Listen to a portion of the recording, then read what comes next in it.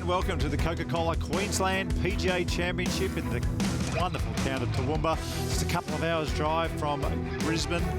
A magnificent place, plenty of things to do, but make sure you bring the clubs because the City Golf Club, it's a little ripper nestled on the side of a nice little slope. Beautiful place to come and play your golf. My name's Mark Allen. This is Ewan Porter, a two-time winner on the Corn Ferry Tour. Ewan, nice to see you. Little tournaments like this, we shouldn't really call them little because they can change lives, can't they? We've seen it in the past. Absolutely. The latest example was only 2 years ago, 2018. Zach Murray. He was working as a barista at your home club at Kingston Heath. He wasn't a very good one, by the way.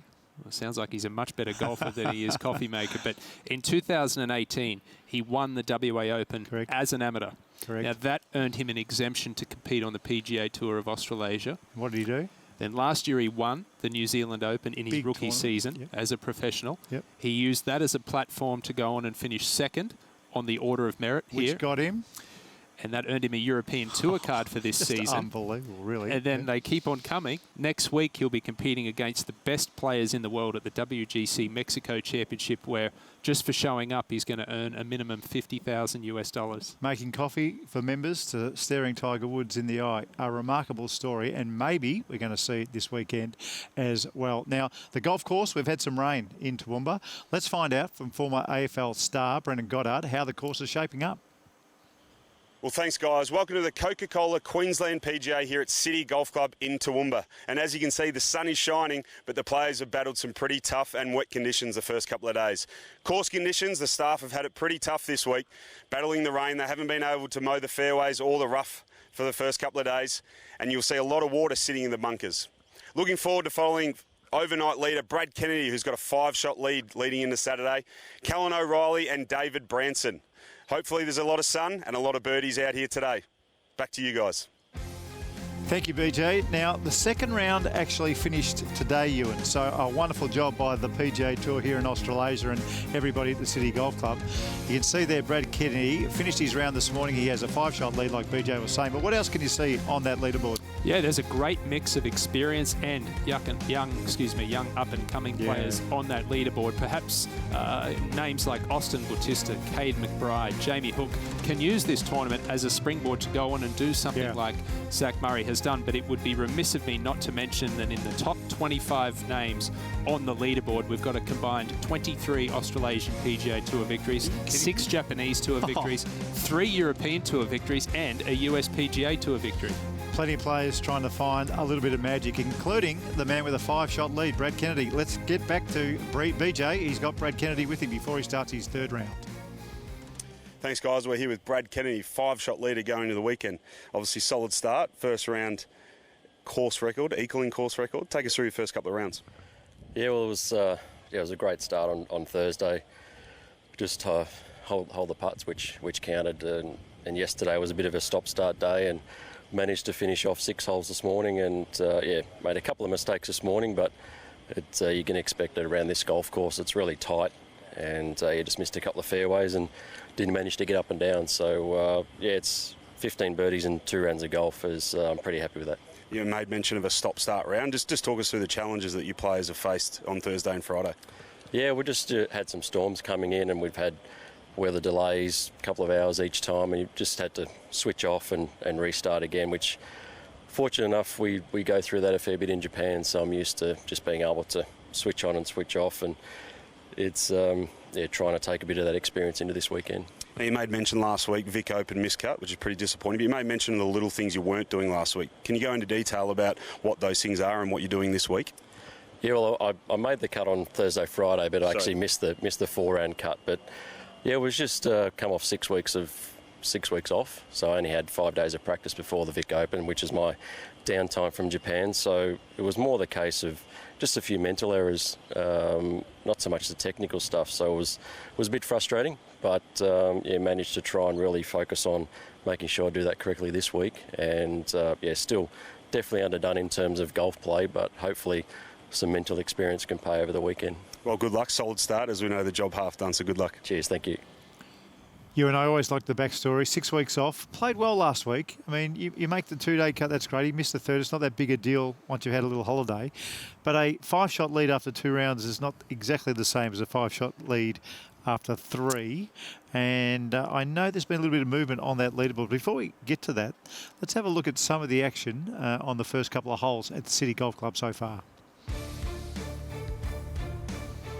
Well, a couple of the chasing pack, one of them right here, Austin Bautista, born and raised in the USA, makes his home in Sydney. The first hole, an extremely difficult hole, but Bautista making mincemeat of it, starts off with a birdie, and Dimi Papadatos, we've become accustomed to seeing his name on the leaderboards around this country in the last few years, and he also makes a birdie at 1. Well, let's have a look at the third hole. That's where our final group is. And the group of David Branson, Callan O'Reilly and our leader, Brad Kennedy. Ewan, what do you see here? It's a very tricky little hole, straight down the hill, fairly short par 4. Now, that fairway bunker on the left, that is the one that the players will have to avoid, most of them taking a long iron off the tee. From around that bunker down to the water there, everything goes severely downhill. So look for most of the tee shots to wind up some 15 to 20 metres short of that water. Last year, Lincoln Ty, who took a 4-shot lead after 2 rounds, he drove it pin high here, He 360 did not. metres. Oh, my goodness. That is ridiculous. Now, we might say that the ball's being played up this week because of the rain. And that means that you can move the ball. You can pick the ball up, give it a wash, and put it back down on the fairway. Let's get back to this green. Dimi Papadatos here for par. I really like the way he putts too, Dimi Papadatos. His swing's unusual, but this putting is... that's copyable. Yeah, he rolls the ball beautifully. I actually played golf with Dimi just a couple of months ago here in Queensland, and he's become a very, very good all-round player, and he parred the second and parred the third, so a good start, 1 under through 3. Does he have the biggest biceps in the world of golf, Dimi Papadatos? Just as a side note. Well, I think his mate, who I referenced before, Lincoln Ty, I think he would beg to differ, but I think they're definitely 1 and 2 in that regard. Rightio, so we've got a 4-shot lead as it stands at the moment on our leaderboards. So that Brad Kennedy's got that. We're talking about a little bit about ring rust as well. Now, that little holiday normally takes a little while to get into the driver's seat of a tournament. He's a pretty seasoned player, though. Do you see it being any kind of distraction at all? No, I don't. No, he was top 20 on the Order of Merit in Japan the last 2 years. He's won 3 times up there. He's won multiple times on the Australasian Tour. He's 45 years old now. He's arguably the most experienced campaigner in the field, certainly in contention here. So I don't think it's going to bother him at all. Hasn't lost any of his length off the tee, has he? Not from what I can see as well. I mean, the swing speed still looks like it's there. That might start to drift off soon. But he's done well. He's done well to keep it. Let's get down to Brendan Goddard. He's on the fairway. Well, boys, Callan O'Reilly and Brad Kennedy have chosen to take iron, as you mentioned, and both, respectively, they've both got 116, 114, but David Branson took driver and hit it left into the left trees, taking on the water. So interesting lie, but perfect position for both Callan and Brad Kennedy here at the third. Hey, BJ, with the fairways the length that they are, because they couldn't get the mowers onto them, have you noticed any of the players having trouble with their yardages? Because normally they like to hit off the tight fairways, but sometimes, with the ball up in the air a little bit, they can catch the ball a little bit high on the golf club. Have you seen any of that the first couple of rounds? No, I haven't. They haven't really made mention to it. They obviously... tough conditions, not only for the players but the staff, to get the course up, because I think it's only one of a few golf courses are actually open and operational here in Queensland because of the rains of recent times. So done an incredible job, and the players are virtually treating it as it is, which is it's been pretty tough for everyone this week. Well, I think it's important to point out as well that Toowoomba is 2,300 feet above sea level, so there's quite a bit of adjusting that the players would have had to have gotten used to in their practice rounds, and even over the first day or two here, because that could even be something in the vicinity of 5%, half a club to a club difference with their irons. So it's not really a home ground advantage here, is it? Because we've got bent grass greens, which are unusual for Queensland, and at that elevation, it cools down at night time. Probably one of the reasons why they've got the bent grass down there. So normally we associate Queenslanders having a real advantage in the heat, but also reading the grain, but it's not going to be a factor this week. No, not at all. Next week the Queensland Open will be played on the Sunshine Coast at Pelican Waters, which will have everything that you just mentioned, but this week it's really a free-for-all. It's anybody's tournament. Brendan, you just mentioned that David Branson tried to take on the water. I mean, what's the carry to get it over this hazard on the third? We'll get back to Brendan in a tick. You know better than most. I mean, you've got to absolutely belt it. I imagine you've got to carry it 310 metres. It's a 290 to 300 metre carry. Absolutely, it is. It does play severely downhill, and that elevation does make the ball go a little bit further. But you can see in your picture there where he is heading. So it will be interesting to see if he does have a shot. It's amazing, you know, when you have a 300 metre carry, if you feel like you can carry the ball 300 metres, that's fine. But you're not going to take it on. You've got to feel like you're going to carry the ball 320 metres, really, to be able to take that shot on. And David Branson, he's taken driver out and gone bang. Well, it looks like he's gotten over it comfortably, but I don't like where he has headed. No, not much good at all. Now, this man in your picture here, Callan O'Reilly, he's had 6 career top 5s on the PGA Tour of Australasia, but the last 15 months has been pretty sluggish, really. He's only made 3 of 14 cuts. He's a much, much better player than that, and it's great to see him back in contention here.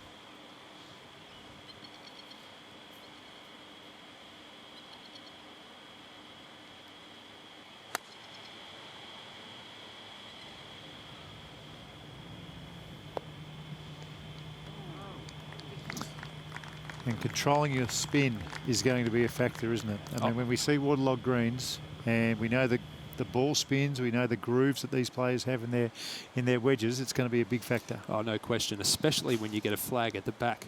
A lot of these players are going to have wedges in their hands, so very important for them to control the trajectory, control that spin rate. Brad Kennedy, perfect position here to attack the left-hand flag. You can see him trying to bring it in a little bit lower. It may look average, but it's not too bad. You can see with where the flag is at the back there, if you go long, you can pretty much kiss your par goodbye. BJ, is there any wind down on the golf course?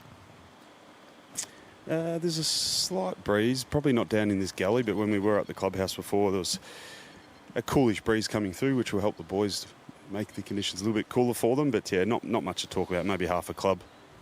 And how's David Branson looking? I think he should be able to get it up to the front of the green. He is in thicker rough.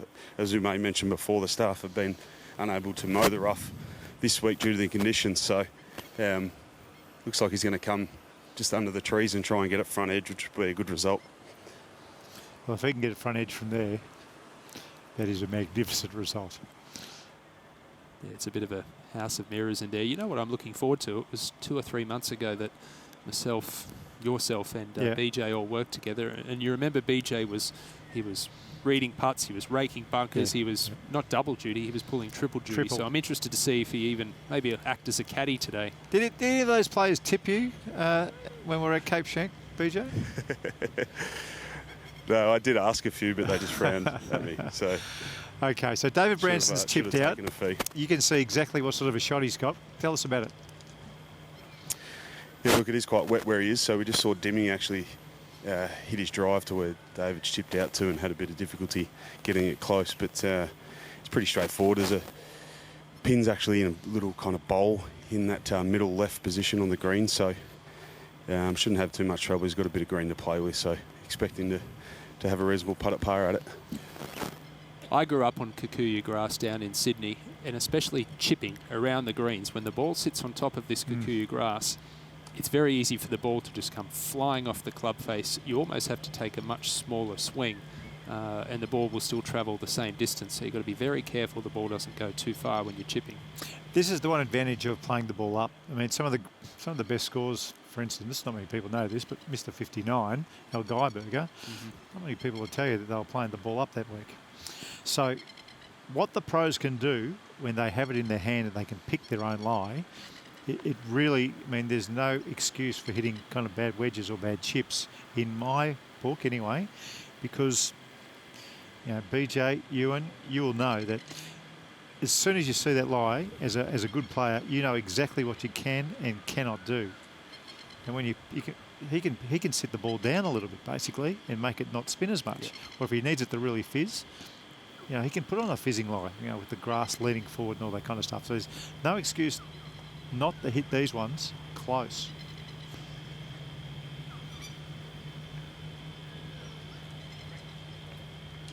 And he'd be disappointed. Yeah. Yeah. And he's left himself above the hole. That is going to be a lightning fast putt for par coming back down. The newly married Anthony Quayle got married just before Christmas to Sophie on the Gold Coast. Spent about 3 or 4 weeks over in Europe honeymooning. Was in contention last week at the Victorian Open. And he is in contention here at 8 under par now through 5 holes. He's in a 9-way tie for second. Okay, let's get back to the third hole. Brendan, what can you tell us about these putts? Yeah, as you mentioned, it's in a bit of a bowl, so they've all got downhill putts, and the greens are pretty slow this week, as you can imagine, because of all the rain. So a lot of the guys been able to hit the ball a lot firmer at the hole. So although being downhill, it's still quicker than most other putts, but pretty good look for both Callan and Brad Kennedy for birdie here on the third. When you watch Brad Kennedy play, one of the features when you watch him from front on is his left-hand grip. It's really weak. Most golfers have that weak left-hand grip and they don't even know it when they hold the putter. Have you seen other players with a really weak left-hand grip? I mean, they almost turn it in their full swing. No, when they're putting. Paul Runyon style almost, with just the left hand. Well, I right-handers. think you see it more and more often now with the fat grips, those big super stroke grips they use to get the hands working more together, but not something you used to see too often. Okay. Left hand below right. Positive stroke. From up Newcastle way from the Toronto Golf Club, Callan O'Reilly. No sign of nerves. We always seem to say this, but speed, you know straight away if someone's nervous or not at this level, because their speed's all over the joint. But that was absolutely perfect. A really nice accelerating putt. Stayed still with the head. Everything else seemed to move nicely. Interesting to note the front side here at City Golf Club, only a par 34. There are no par 5s on the front 9. 2 par 5s on the back 9. So scoring, certainly most of these players will look to make their score on the back 9. I think if you can get through these first 3 or 4 holes in even par, you'd be relatively happy. Brad Kennedy's parred 1 and made a bogey at 2. Still holds a 4-shot lead, so he's certainly not in anywhere near panic stations just yet. BJ, you would have seen his body language the first couple of holes, chest out, shoulders back. Is that the situation with Brad? Yeah, he's in a pretty good frame of mind, as you said, or as you know, we talked to him before the round. So he did mention off camera too that he'd been putting really well. So good look here, just inside 20 feet, and got a pretty good read off Callan, I would have thought. Beautiful view of what a great putting setup should look like. Left arm and shaft all in one line. Oh, good roll. Left it dead centre. Interesting. I was having a chat to Brad at the New Zealand Open last year, and he actually has his own putting training aid that he was in the midst of designing last year. It's now he's got a lot of the pros on the Japanese tour and the European tour using it, called Project One Putt.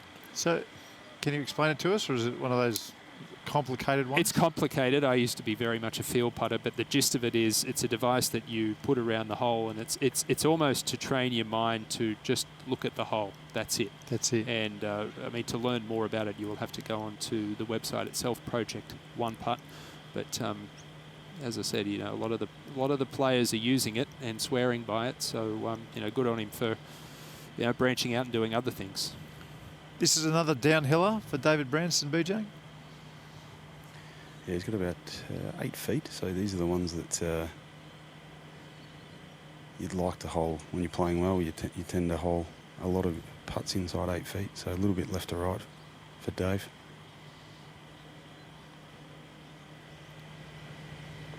Great up and down. That certainly is David Branston. That's been his Achilles heel over the years, the putter, but beautiful stroke there. I would have loved to have seen him on the European Tour.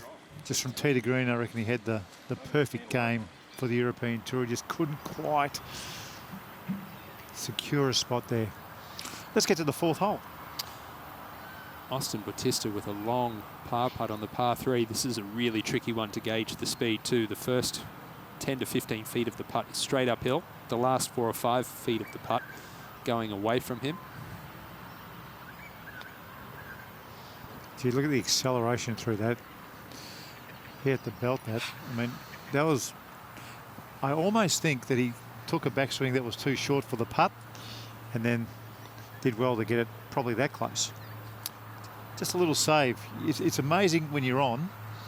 Those little saves, you do a lot of them, don't you? Not just with the putts, but drives and all kinds of things. It's a big week for Batista as well. He had to Monday qualify to play here. He doesn't have a category to play on tour. This is Damien Jordan, his playing partner.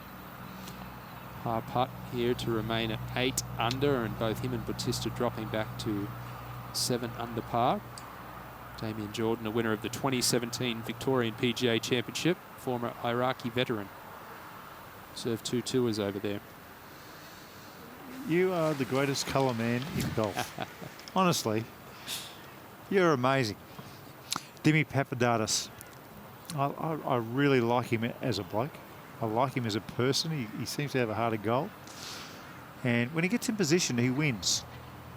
Yeah, he's won 3 times here in Australia. He's won on the European Challenge Tour. I think Dimi would be the first to admit that it's time for him to step up. You know, he's put himself in contention many times here. I think Dimi has the game to take a world tour by storm, and I think in the next year or two we'll see him do that. He played in the British Open last year. He did. Didn't play too well. Yeah, didn't play too well, but a good experience. Let's hope we see him. Let's have a look at the 4th hole. Yeah, tough par 3, the 4th hole. 185 metres. The flag today on the back right.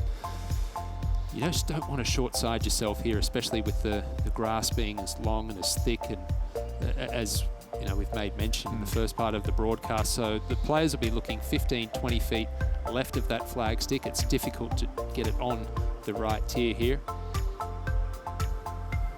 Like I said, you get through these first 4 holes marking even par, and you're doing pretty well. Today the pin's on 22 and 4 from the right-hand side. Brendan Goddard's there.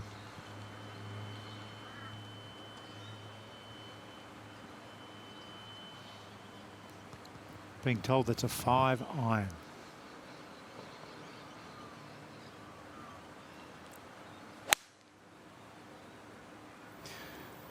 Ball leaking just to the right.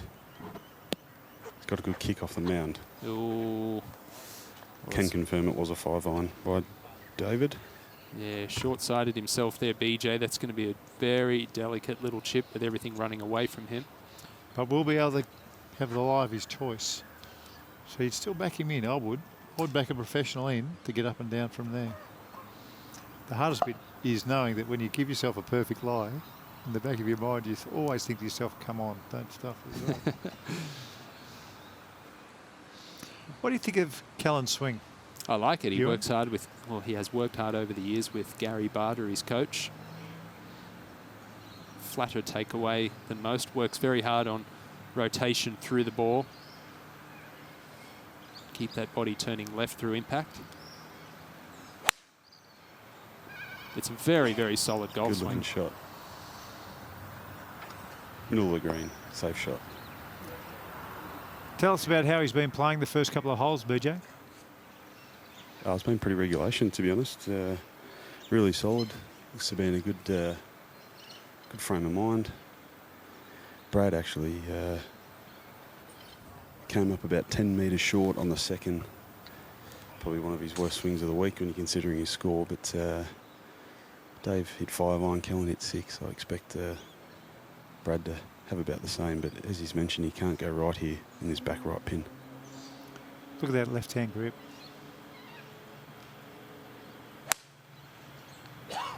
And he has leaked that to the right. Ooh, way short again, BJ. Okay. 4-shot lead. You'd think with a place, should be able to get that reasonably close. I remember playing with Brad when he first came out on tour, and it's very noticeable the left-hand grip, and I think it's great. I don't mind the weak left hand. We've seen Jose Marie Olazábal win majors with exactly the same sort of grip. But he was hitting draws back then, And I thought that was unusual until I saw Jose play. And he hit draws with a really weak grip as well. So it just shows you, doesn't it? You can pretty much do whatever you like as long as it works. Let's have a look at this leaderboard. Michael Sim, 4-time winner on the Corn Ferry Tour. He was a winner late last year at the Western Australian Open. He's moved up into a big share of second there. A lot of proven names: Anthony Quayle, Dimi Papadatos, Branston, all winners. Michael Sim mentioned he's a winner. Denzel Iramia, he's an exciting young talent from New Zealand. I love him. I love the way he plays. Scotty Arnold, he started the day 6 under par, made a double bogey at 1, so it's been a great comeback from him. Josh Younger seems to be in the top 10 and every time we come on the telly, to tell you the truth. We'll take a break. We'll be back with more of the Coca-Cola Queensland PGA in a tick.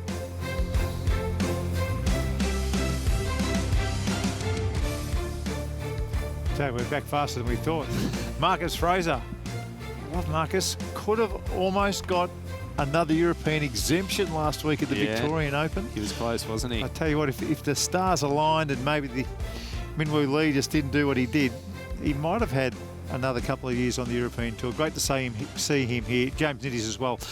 1 under par through 7. Play to start on the back nine. It's a U draw today, folks, which means a lot of the players hit off the 10th hole as well. Oh, this is Queensland's Aaron Wilkin. The 8th hole, the par 3 over the back of the green. Played a bit of golf on the Japanese tour a couple of years ago. That's how you do it. Oh. Isn't that funny, the body language? Up on the toes, leaning backwards. We've been doing it since we were kids, and it never leaves you. Body language when they're going in. Good on him.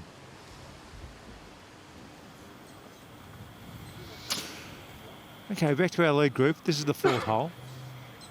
And we need an up and down here from our leader, Brad Kennedy, because there are players on the golf course who are starting to shoot decent numbers. There are players out there. If they keep going the way they're going, we'll get up nice and tight. Make that last round interesting. Plenty of green to work with, BJ. Yeah, he has, but he's got that shoulder of the bunker that he's got to work his way around. But expect this to be pretty close, and as he's taking it off that shoulder. Oh, really good shot.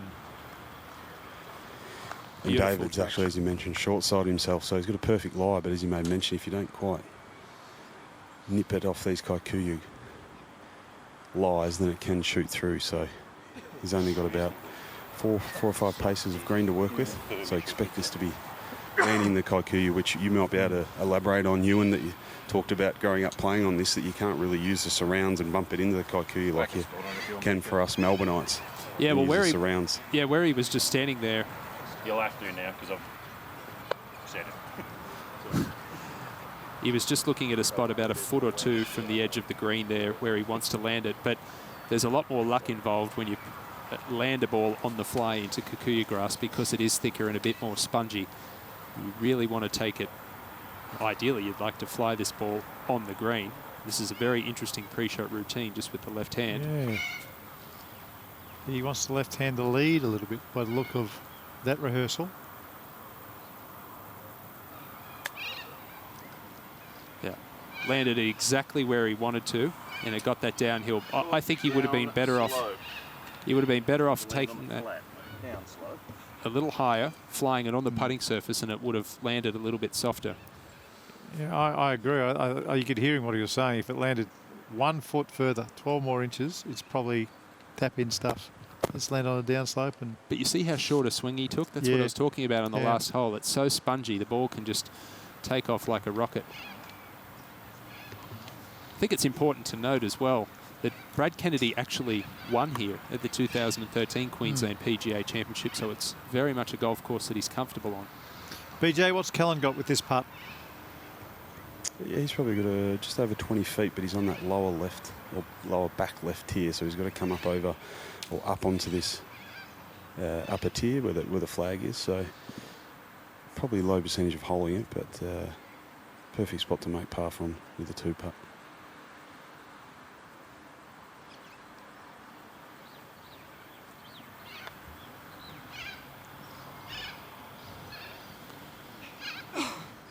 It's a big misread. Not bad, couple of feet left. Ball did bobble around on him a bit, but Oh, you think it was more the bobble than the misread? I wouldn't be surprised. You may well be right. That can happen if it bobbles early, can't it? You can get a big miss on the putting green. yeah, can knock it off line. But he's got probably 10 feet here, so another challenging par make. But as we saw on the last, made a great up and down. Well, it's a cliche. It's the old Lee Trevino saying, 2 things that don't last, dogs that chase cars and pros that putt for par. So Dave Branston, he'd love to get this in and start being a little more attacking, a little more aggressive with some birdie opportunities.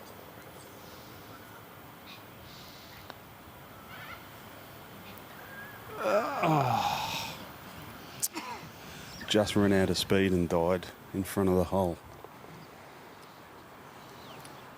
Unfortunate for the 2-time winner on the Australasian tour. He needs a bounce back. David Branston isn't playing these tournaments for fun anymore. He needs to make some birdies and get moving, win tournaments and make the most of his 40s. Any break in this putt, BJ? No, not really. I think if you actually let it, or as it starts dying, it will break. So I expect this just to be firm, right centre for Callum. So.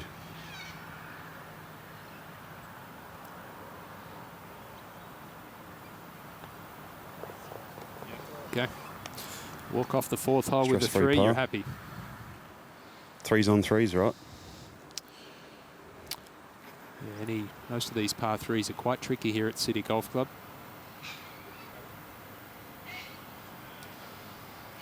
Okay, Brett Kennedy after a beautiful chip from the front of the green.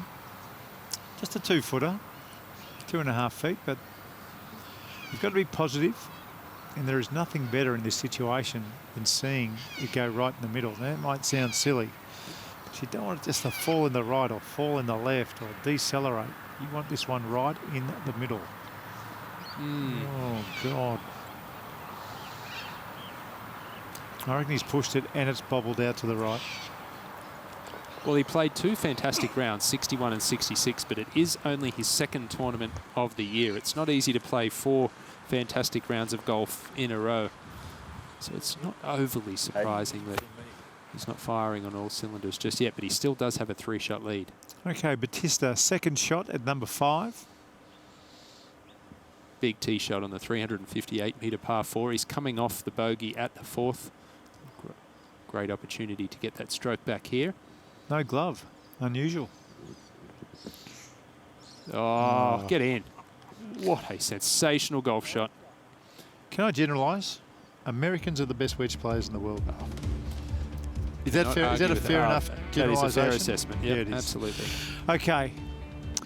Brad Kennedy leading the way. He's made a couple of bogeys though. Anthony Quayle doing well. 3 under par on the day and closing in. So's our friend from New Zealand. How do you say that last name again? Denzel Iramia. Remember that name, folks. He swings like a god. He could be dangerous here this week. We'll be back in a tick.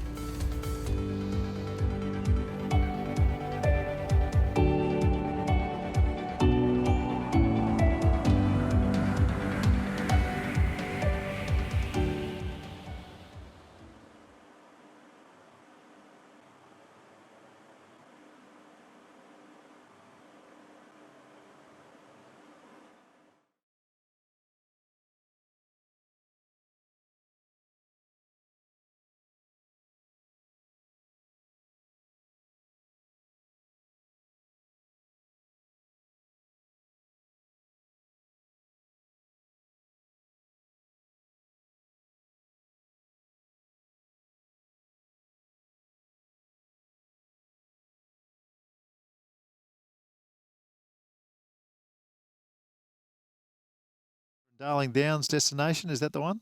Yeah, it's just a bunch of generic. Yeah. You might be able to pick some, even this stuff from March to May. Yeah, it's the same one. It's the same read. Yeah. Yeah, it's a really long read, but I won't read it all. It goes for 45 seconds. You let it breathe. It's got music on it. Oh, okay.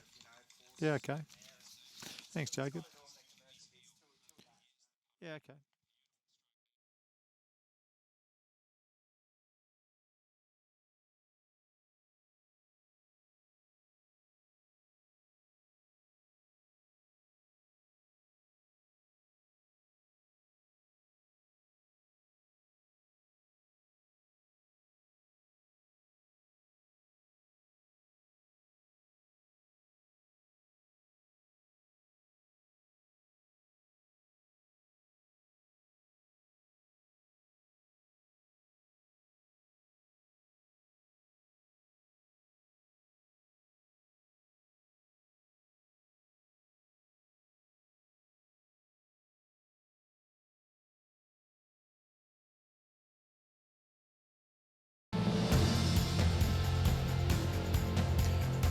Crisp winter air, knee-deep autumn leaves, clear summer days, and a ride of colour in spring.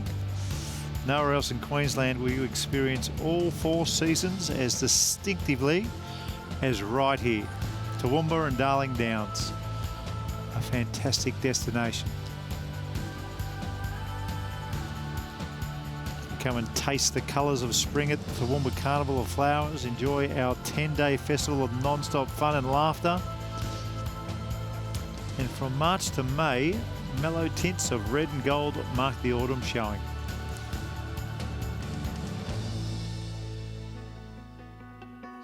Let's have a look at the 5th hole, Ewan. Left to right, sloping fairway, so the ideal shot off the tee is a little bit of draw to counteract that. Otherwise, there's a good chance it could kick off to the right into the trees. Although in saying that, the aforementioned rain over the first couple of days most probably going to see the ball landing a lot more softly on the fairway, but it is a well-placed fairway bunker on the right-hand side there. Most players will probably take driver from the tee and blow it well past that. We just saw Austin Bautista hit his second shot from no more than about 60 or 70 metres into this hole, but it really is all about placement from the tee. Good birdie opportunity coming off a pretty difficult stretch of holes, the opening 4.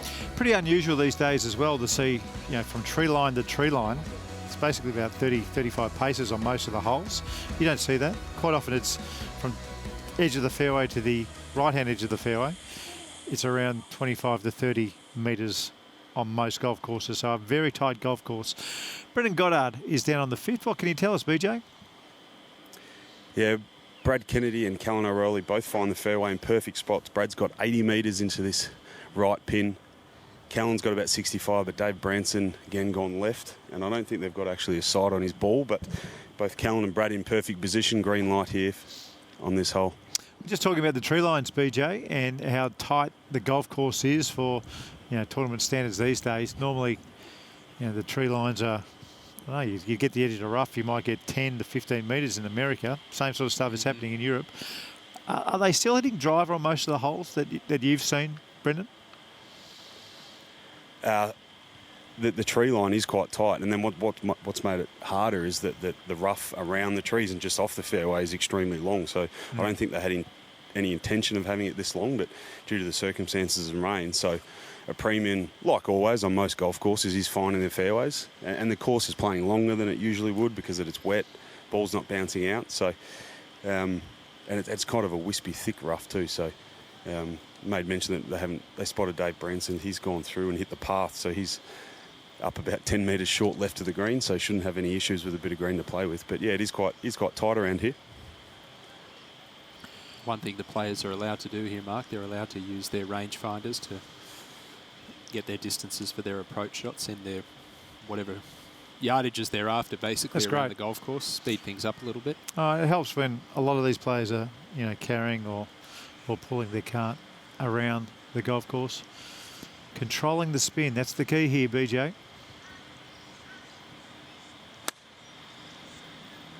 Ball's coming out right of the flag.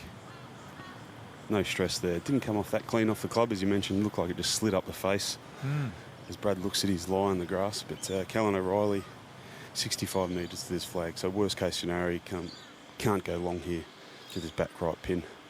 No, well, this is the sort of shot where if you're just practicing, watching these pros practice, they would generally get anywhere from about 6 to 8 feet of backspin on this sort of shot. But with the flag at the back and the soft greens, the last thing they want is backspin.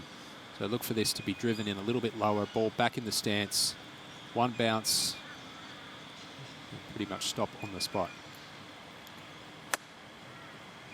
As made mention, coming in low, just left of the flag. Yeah, I love his rehearsal on the wedges. I mean, he starts with the club in kind of impact position and then moves his chest through. You can really see he doesn't want anything to decelerate. The ball comes out, that beautiful low spinning shot that you see the best players play. Okay, Branston, where is he? Yeah, so he's left again in that wispy rough that I did make mention, but he's got a bit of green to work with and can fly the ball just onto the front edge. So he's done that really well. Oh, that's beautiful. Really shot. well. Wow. advantageous bounce from the tee. Took really full advantage of it, didn't he? He's given himself a good chance to get that bogey back that he dropped it for. All these players need birdie. They really do, to get going. Hendry for birdie at 8. One of our international visitors. He's a proven winner. He's won on this tour. He's won on the Japanese tour. Come on. I think he's the most underrated player currently playing. I really love the way he swings the golf club. I like the way he thinks. And he always seems to be in the last 4 or 5 groups in every tournament that we play. Nice fella too. Back to the 5th green.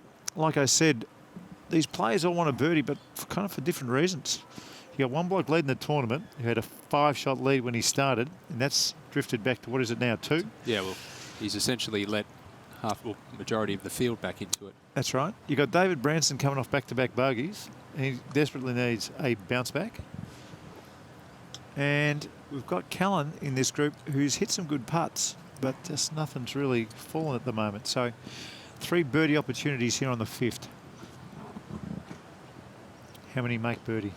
Go on. I'm going to say 2 of the 3 make it. I'm going to say they all make it. I hope BJ, they all make it. I've got 3. Yeah, you're being very kind, but Brad's got about 12 feet, so under the hole, which is probably the ideal putt on this green. There's a spine that runs through the middle of it, which will affect this putt a little bit. So Callan's closest of the 3. He's in at about 6 or 7 feet, and Dave has made mention that chip actually, once I got up on the green here, is actually a lot tougher than I thought it was. Had to deal with that spine, so it was back down the hill to that back left pin. So I didn't do it justice, that shot of David Branson's, but yeah, Kennedy with a really good look for birdie here. He's made just under a shade under $6 million in Japan in his career, Brad Kennedy. Did you say $6 million? In Japan alone. Oh, Come on. well, I'm out. I said all 3. You're still in? Good goalkeeper there. You know, the one thing to look out for as well on wet and slow greens is that the ball doesn't tend to break as much. So that's another adjustment that the players will have to make this afternoon. Yep, and it's very easy to think that these guys putt on billiard tables. If you sit at home, they do not. There are heel marks all over the place. There are areas where players have lent on their putter to get the ball out of the hole. I forget, I think 60-odd players have made this cut. There's 60-odd caddies out there as well walking around on these greens. So they're anything but snooker tables. That's why a nice firm roll is important in these conditions. You don't want 3-footers, but if you want the first one to go in, they need to be going past that hole with just enough pace to keep it straight.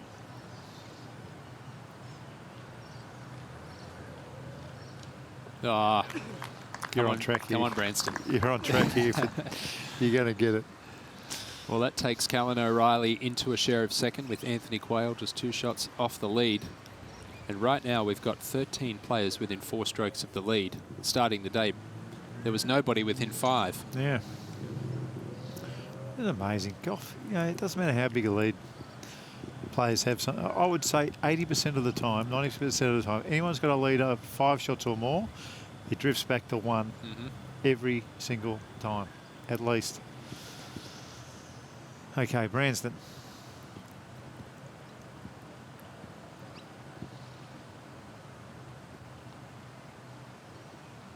You beauty. Call me Nostradamus. It means my shout first tonight. Well, that's great to see Dave Branston drop the shot at 4, got it straight back there at 5. So he's at 8 under and a share of 4. Okay, let's have a quick look at this leaderboard. As you can see, a 5-shot lead has turned into 2 very quickly. Well, look at the mix of names and pedigrees up there as well. 45-year-old Brad Kennedy, 46-year-old David Branston, Michael Sim at the age of 35 now, and then you've got Austin Bautista at the age of 24, Anthony Quayle at the age of 25. So it's a golf course that doesn't really suit any one type of player. Well, this is up ahead at the 6th hole. Damien Jordan, the man in your screen putting now. This for a birdie.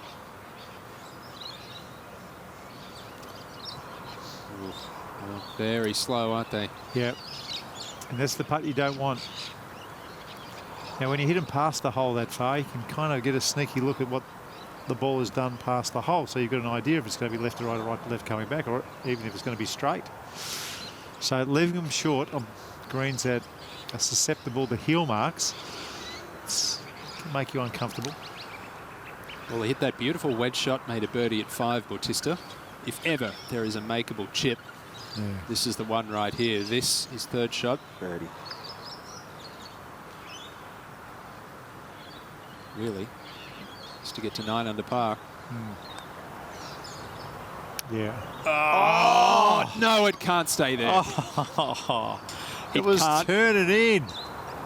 Oh, my goodness. I would not be laughing. I think I'd be crying in that situation.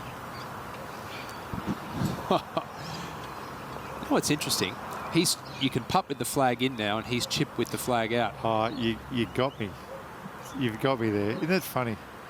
That once upon a time, players were taking the flag out all the time for those chips because they felt like the ball would go in.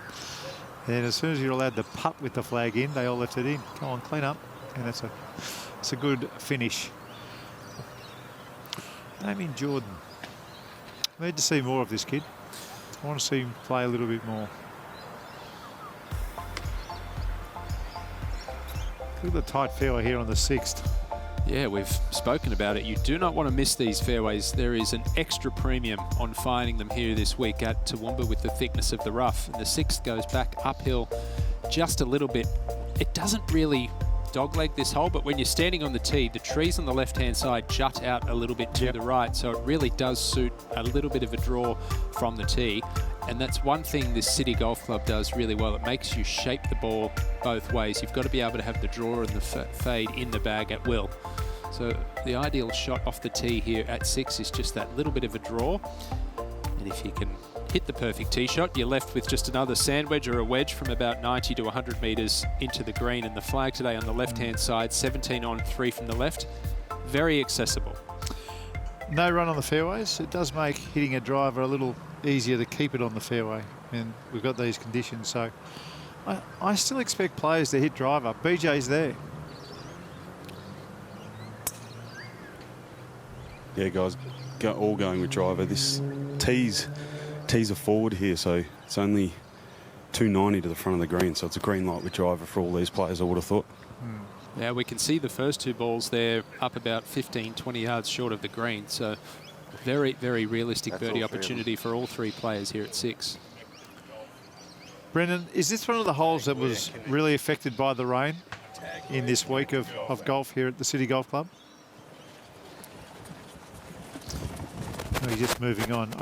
I do think 5 and 6 were in real trouble. You can see that dark patch there in the fairway. That's where it was flooding. Yeah, and that's one of the reasons why they had some big delays in round 1 and round 2, and that's why round 2 was kind of finished early this morning. And again, you can't highlight this stuff enough, but the grounds crew at the golf club, at City Golf Club here in Toowoomba, they have done such a good job just to get it to this level. No fairways have had a cut. The greens have been cut. I don't think they had much time to roll them, but still the course is presented in such a way where, you know, it's reasonably fair for everyone to play. Well, we were talking about it coming here today. My mum, she lives on the Sunshine Coast, and 2 months ago, her backyard was the colour of a bunker. And right now, a lot of the Sunshine Coast and southeast Queensland have been dealing with flooding. So really from one extreme to the other. Hello, mate. 2 under cut, wasn't it, for this weekend? You had to shoot 2 under par to actually make the cut. The cuts are starting to get lower and lower, aren't they? I think last week at the Victorian Open, what were we? It was you had to be 6 under par to make the 3rd round cut, and I think it was 8 under par for the 3rd round cut. 8 under par or 7 under par for the 3rd round cut, and that was with 60 km/h winds on that Saturday. I mean, the standard of golf now across the board in professional golf is just quite incredible. I mean, it used to be that you played okay, you would make the weekend. Now you've got to play excellent golf to make the weekend, and you've got to be on top of your game to be in contention. 60 km/h wind now. I was there last week, but I was in the confines of a nice beach club type atmosphere. I saw you down there. Your hair was still looking great. 60 kilometres. How many clubs is that? Is that worth 4 or 5 clubs? Well, the players were saying 4 to 5 club wins. Let's get down to Brendan Goddard. Yeah, thanks, guys. We're here with Brad Kennedy's ball. And Tag Heuer connected golf app's got 80 metres into this back left flag. If you can get a view of this fairway's really beat up from the conditions, and David Branson and Callan O'Reilly about 40 metres ahead of Brad. So Brad being shorter hitter of the three, so probably hitting first most often off the tee today, but in a perfect position, perfect angle here. But as you can see, he's dealing with a couple of wet spots and trying to determine where the rough and the fairway is to, if he's allowed to take a drop, because that's how long the fairways are. BJ, how far did you say the hole was playing? The hole was playing, it's only playing about 330, so they were off the forward tees. So on the card it's 345, but it was 310 to the front of the green from the tee they were using. Gotcha. That's a couple of big hits from Branston O'Reilly. They haven't. Branson's lost no speed because he was always a long hitter of the golf ball. He's lost no speed whatsoever. Just on what this tournament is doing this week, in the middle of winter, at a lot of golf courses around the country, you get conditions like this, and the committees they don't play the ball up. If you want people enjoying the game of golf, I think it's really important that when it gets a little bit muddy, that you can wash your ball, put it back on a decent lie. Yeah, the other thing about putting it on a decent lie, most amateur players don't take a big divot when the ball's sitting up. So you're actually doing two things. You're making the game enjoyable, and two, you're protecting the golf course. Well, I was going to say the greenkeeper would be the happiest man out there, wouldn't he? Absolutely. So if you're a golf club committeeman or woman out there, next time there's a bit of winter, maybe think about playing the ball up a little bit. 80 metres, flag on the left. Green light special, Brad Kennedy here at 6.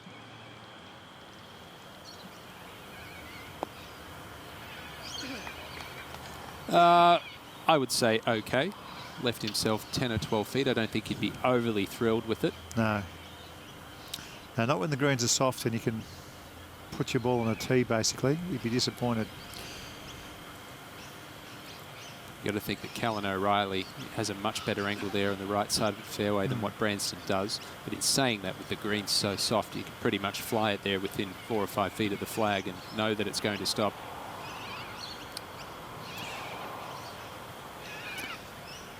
Just with the wedge play, we were talking about Adam Scott and his wedges during the Australian Open, and he had a day where they weren't so flash.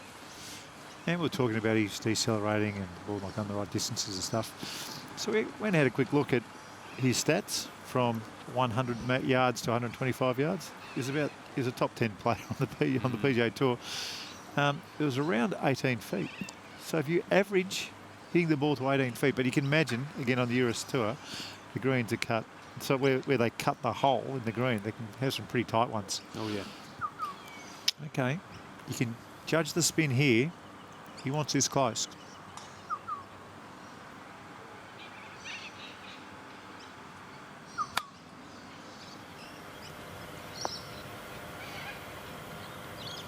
Yep.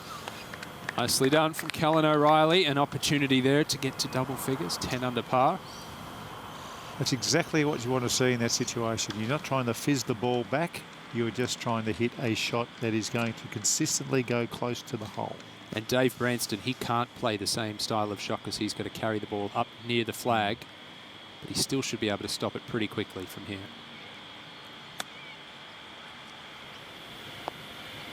Oh, lovely shot. Nicely done. Yeah.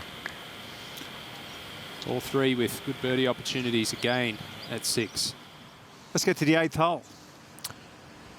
And Anthony Quayle, his second shot at number 8. He's coming off a double bogey at 7. Again, the flag comes out when you chip, but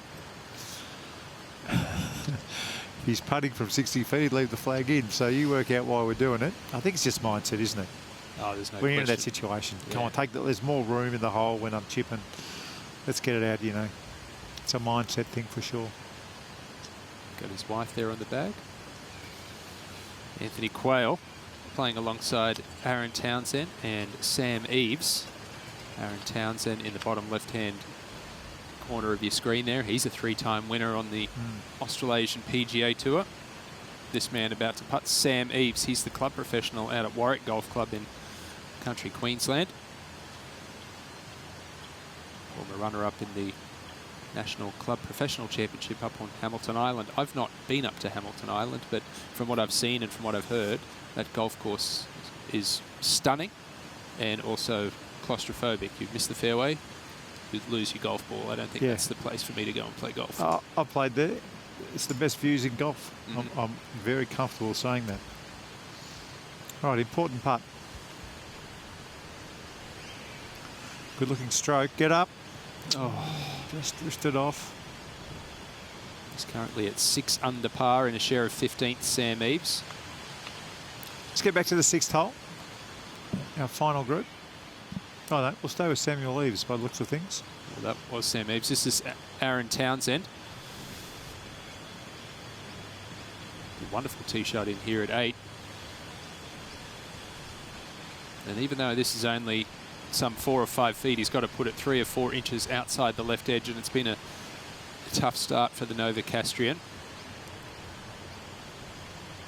2 over par through 7 holes for the day. This to get one of those back. Yep, beautifully done. Jumps inside the top 20. And realistically, at 5 under par, with Brad Kennedy's poor start, anyone right now at 5 under par or better is realistically in contention. Back to Kennedy. BJ, how long's this putt? Branson's got about 6-7 feet. Kennedy has just left that 12-footer a little short.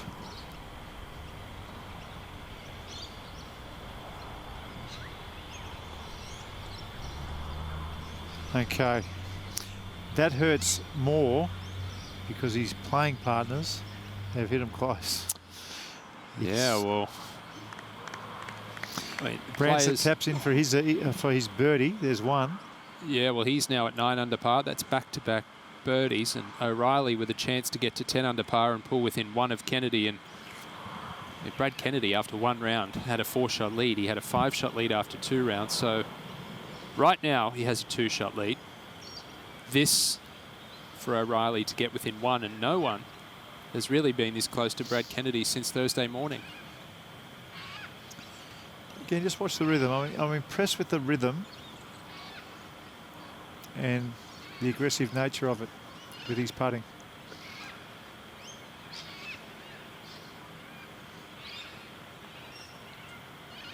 Ooh. What do you think? Is that a pull, or is that a bump, or is that a misread? I think it's just a slight pull. Yep, me too. Yeah, just a little tiny bit quick. I do like how he walks into it and doesn't waste any time once he's over the ball. 9 under par. He's in a share of 2nd. He's had 2 seconds on the PGA Tour of Australasia, but looking for that breakthrough victory. Okay, plenty of movement on the 3rd round leaderboard. Brad Kennedy started the day with a 5-shot lead. He's dropped a couple of shots. O'Reilly and Branson playing alongside him there, the closest pursuers.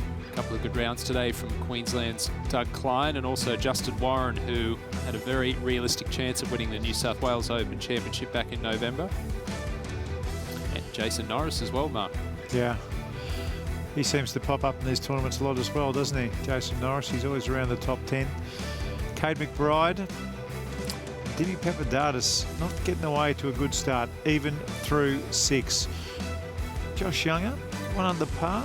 A couple under par for Martin Dye from New South Wales. I think right now anyone at 5 under par or better would give themselves a good shot at being in contention tomorrow. The experience there in Fraser and Nitties, both proven winners, 4 under par. T. Sanchez, he's a Australian amateur champion. One over today, Jared Felton. Saw him win the West Australian Open last year. Jack Munro, Nathan Green. We saw Jake McLeod on the previous page as well. Good to see him playing here this week before he heads off to Europe. Tough day for Nathan Green there, 3 over after 10. In the 2002 Australian Open champ Steve Allen has made the cut. Quick break, we'll be back with our lead group in a tick.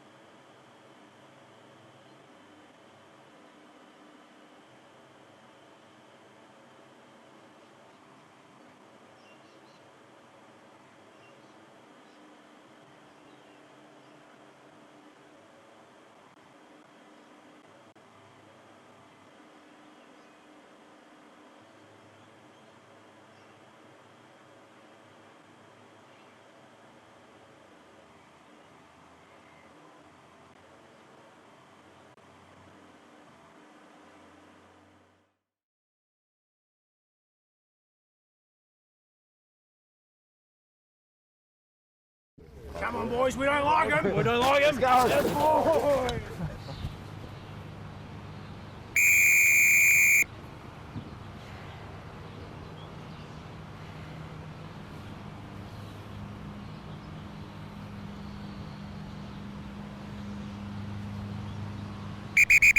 Moving on, please, Luke. Thank you. 1 more metre, thanks, James. Yeah, I reckon that's it, mate. Back with me, gentlemen. Thank you.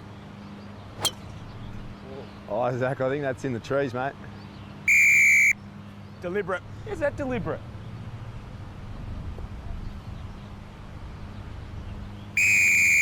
You're on report for cheating. You're kidding, Razor. I'm not.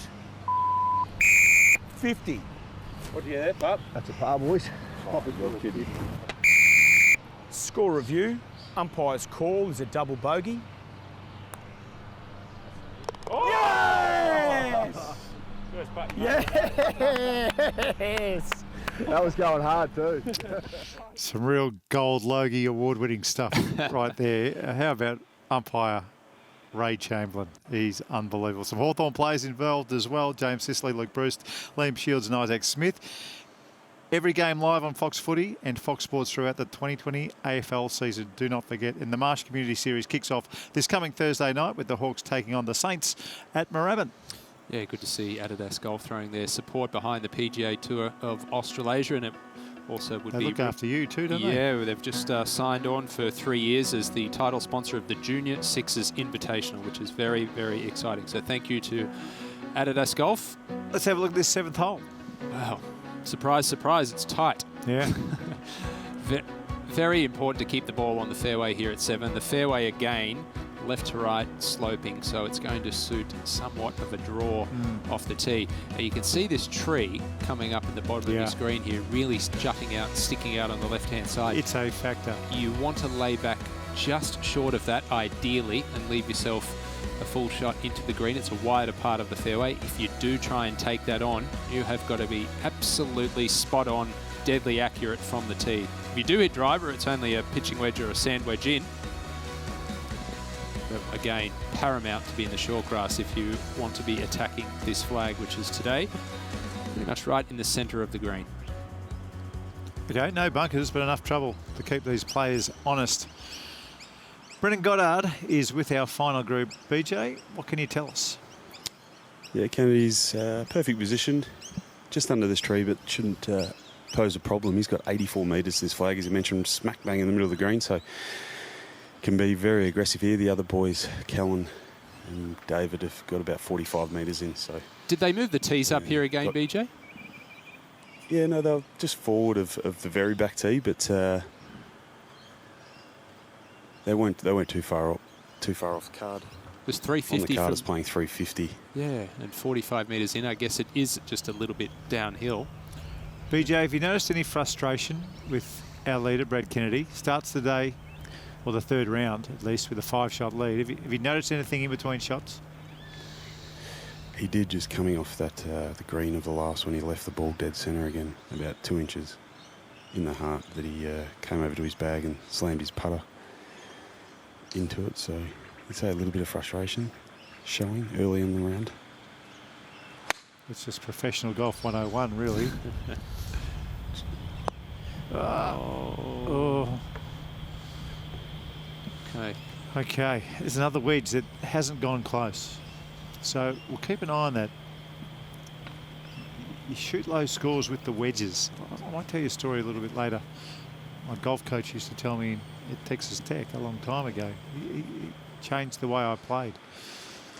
In fact, we've got to have a little bit of time now. I went up and said I was worried about my swing, and he took me out to the golf course the next day, and we played an Ambrose from inside 110 yards.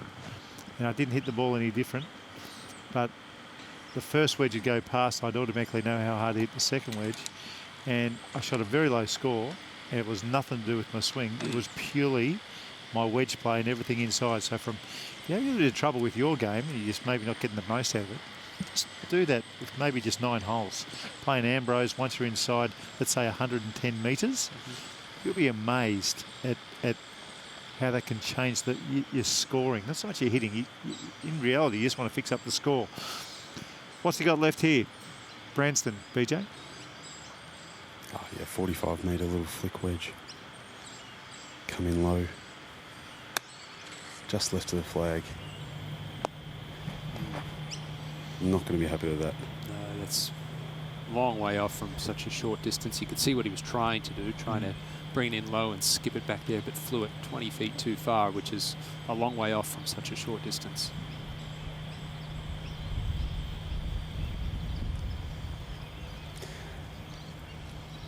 One to go.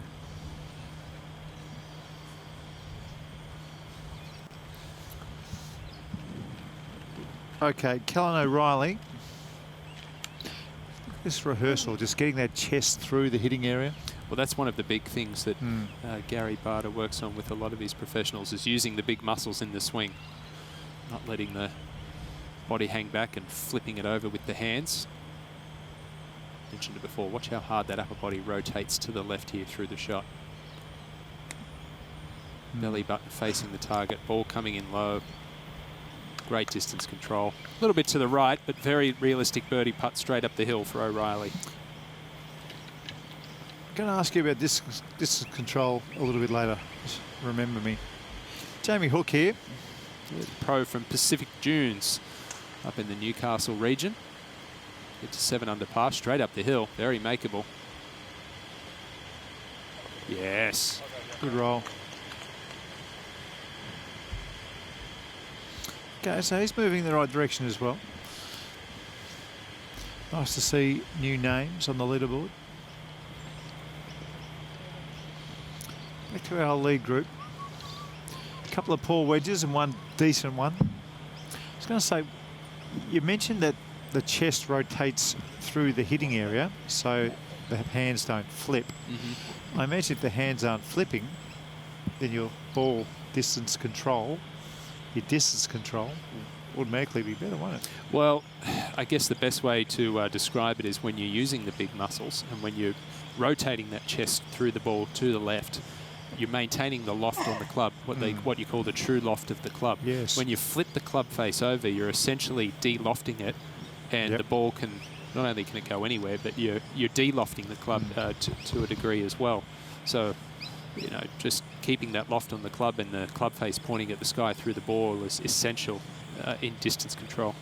If you can do that and you can match the backswing length to the length of the golf shot, those two things will change the way that you hit your wedges. It's really important. It's one thing to hit a drive 300 metres right down the middle, but unless you can hit that, unless you can take advantage of that drive, then you might as well just be back in the pack. Well, the best professionals, they have 3 or 4 different shots with each wedge in their bag. Which way will this turn, BJ? There's actually a runoff to the right of the pin, so I think it's still going to go right to left. It's back down the hill. He's left another one dead centre in the heart. Yeah, that was dead centre in the heart. A little bit harder. Would have kept its line and gone right into the middle of the hole. This is a frustrating start.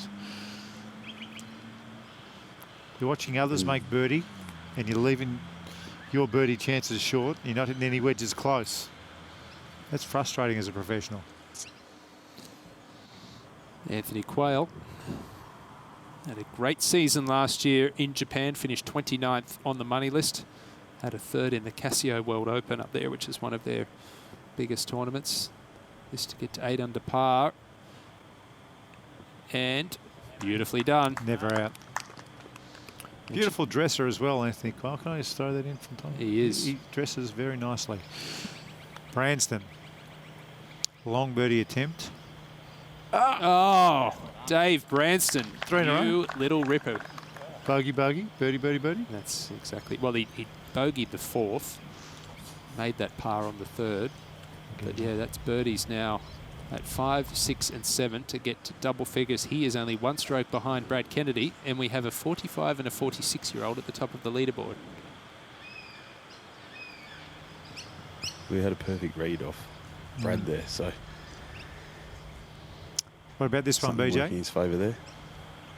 This should go a little bit left to right, so another really good look for Kellen after missing a real opportunity to get one back on Brad on the last. Just bowled of him halfway through that. Correct. Bowled hard too. Again, the pace was perfect. But you're right, you could see the bobble early.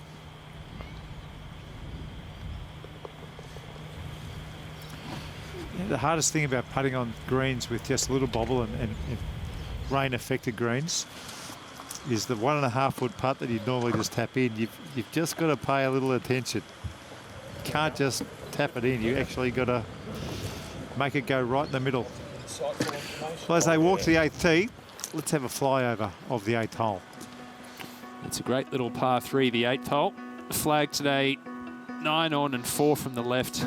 Players, usually when they stand up on par 3s, if you walk off with a 3, you're going to be pretty happy. But this one here at the 8th, well, the players will be thinking too, because there's quite a big slope to the right of the flag where they can hit a little draw in there for the right-handers and really utilise that and feed it down there close to the hole. Not very long either, 132 metres. Players only hitting wedge or little 9-irons in there. See the City Clubhouse in the background there. 60,000 social members at the City Golf Club. That is a town hub. Well, it's more than half the population of Toowoomba are members here. It's quite incredible. Dimi Papadatis. Just to get a little wriggle on. He'd love to be in the last group tomorrow. Beautiful roll. Keeps the wrist very firm through the ball. It's a good putt. That's easy to get away from in that one. Even par through 8 holes. Solid. Unspectacular. But I mentioned it's the back 9 here where you really will be looking to make your score. And you started the round 8 behind. Excuse me, 6 behind. Now he's only 4 back.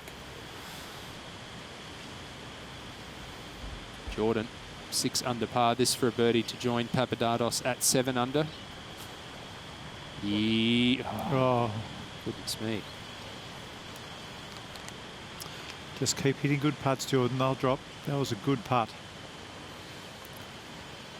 You know when you hit a good putt. You shouldn't be upset when you hit a good putt that doesn't go in. You get frustrated, but not upset. Normally when you hit a putt like that, you roll off to the next tee pretty happy. Okay. Barista. Excuse me. I guess he makes a good coffee. I've got Zach on the brain. Well, Austin Bautista, he's at 8 under par. And I know I've mentioned it before. Brad Kennedy, that 5-shot lead, standing on the first tee today. Now we've got 11 players within 3 strokes of the lead. It's exciting for us. I think Brad Kennedy would like to be 5 ahead still, but it certainly is anyone's tournament right now. I don't mind the look of Austin. I love the fact that he's Monday qualified. Oh, yeah. I know you're a Twitter man. You would have seen the Monday qualifying Twitter guy. Some of those stories there's some great nuggets. Are amazing. If you're a Twitter person, just look up Monday Q and you'll find some of the most amazing stories in golf. Well, just before these guys hit here, his final group on the 8th hole, last year, Corey Connors, speaking of Monday qualifying, he won the Valero Texas Open after Monday qualifying. Correct. But prior to that, he'd had a 2nd and a 3rd that season on tour and still wasn't exempt into that tournament. So perhaps the tour might have to start having a look at their categories, I think, because he was top 30 on the money list and had to Monday qualify. BJ, what can you tell us about these tee shots on 8? 135 metres to the back left flag. Been informed David's got a 9-iron here, so I expect this to be right of the flag. You don't want to mess with that bunker short left or anything left of the flag, short side yourself. So plenty of room to the right.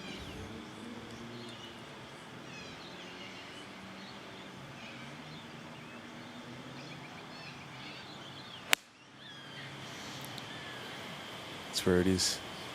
Just right of the flag. Just needs to get up a bit. You can see by his follow through there, he was trying to saw that off, bring the ball in lower to create less spin on the golf ball.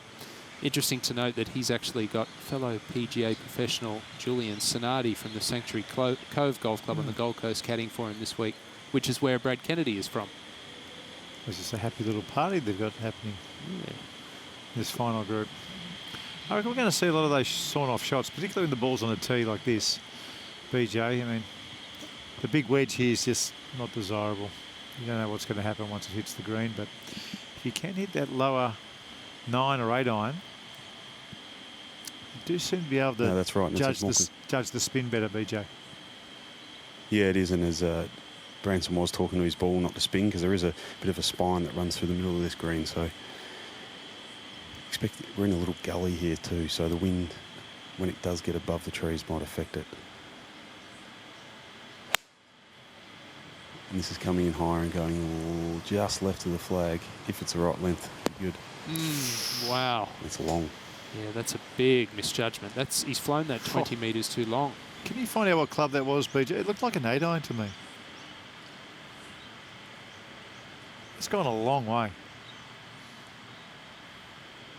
You're spot on, Marco. It wasn't 8, so Dave hit 9.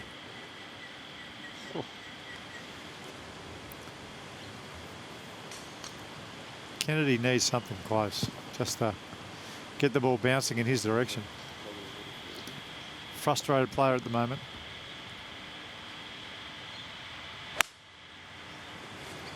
Getting right of the flag. Really good line. Yes. That's the one. Oh, yeah. Well, he's bogeyed the 2 previous par 3s, the 2nd and the 4th, so an opportunity there to get one of those drop strokes back for Brad Kennedy. Okay, let's get down to the 8th.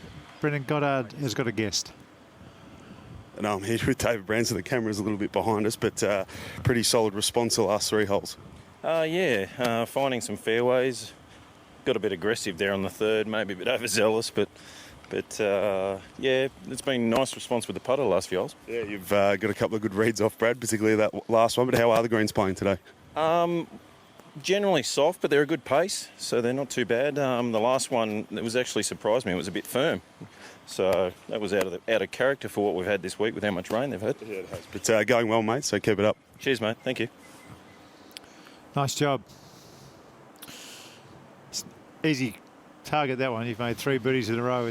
You're not going to get a no when the microphone's put in front of you, are you? It's fantastic. Good on you, Dave. We appreciate your time. Absolutely, and I think it's terrific that players here in Australia, we see it in Europe as well, are giving their time to Brendan Goddard. Or last week, I actually did a little bit of that myself down at the Victorian Open. And as former players, you understand that sometimes you're not in the mood to chat. Yes, that is true. And it's also nice when the person doing the interview kind of gives you back to your job. It doesn't keep you for 110 metres, you know, for a 200-metre interview. That's the last thing you need as a player. Just a little bit of information. Tell us how the course is playing. How's your swing feeling? Yep. Maybe what you're up to tonight, what your plans are, whatever. It's nice. It'd actually almost be relaxing. Yeah, well, I think most of these players are looking to take their mind off between shots anyway. Yeah. Now, can he lift clean and place, or is that just a little bit off, BJ? Well, we'll get the Brendan Goddard at a stage. I'm not sure that's on the shortest cut there. Got to think that that fairway cut ends some 5-6 feet from the fringe, doesn't it? Yeah. You can actually see where his feet are at the moment. That looks like a different cut. BJ, can he clean his ball where it is? Yeah, no, I don't think so. So that looks to be about 3 or 4 paces off that first cut, which I think there is some green markings we mentioned earlier to determine the first cut off the greens where they can lift, clean and place it. So he's missed that by about 4 or 5 strides. So got a bit of green to work with. It probably didn't look worse from the tee from where we were back there, but playing a little bit slippery downhill. So expecting this just to pop onto the edge of the green and release to the hole. But Brad Kennedy's got a really good opportunity to get one back here after a rocky start. He's got about 6 feet for birdie. Well, I think Callan O'Reilly here, he's actually on quite a bit of a downslope, and I think once it gets on the putting surface, it looks like it is going to break pretty hard to the right. So when you combine that with the downslope that BJ was just referencing, maybe a little trickier than first anticipated, I feel.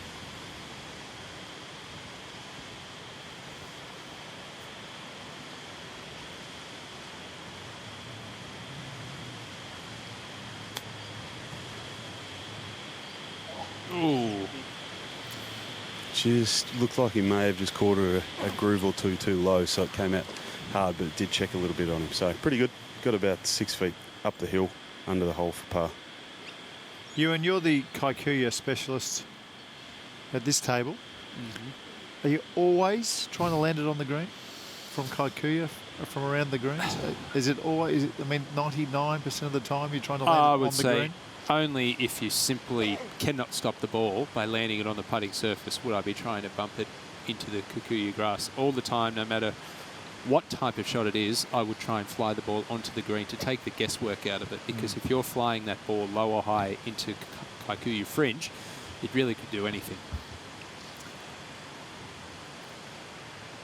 Big right to left, BJ?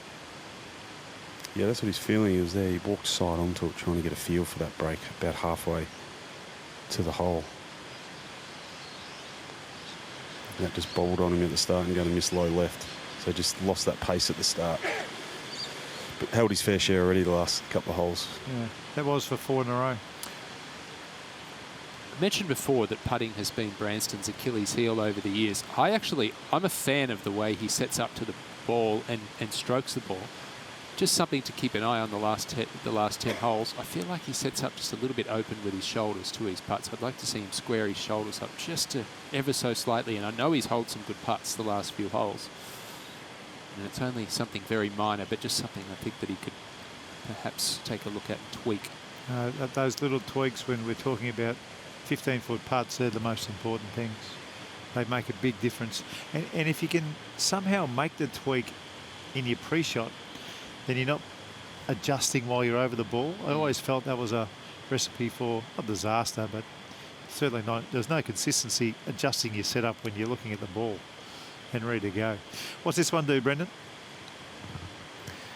Yeah, I think this is just outside the left. So as we know from Callan's chip shot, it is downhill back towards the tee. Really needs this, to be honest.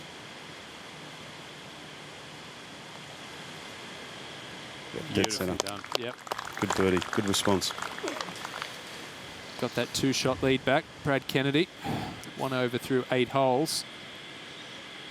He's not going to panic, though. He's an experienced campaigner.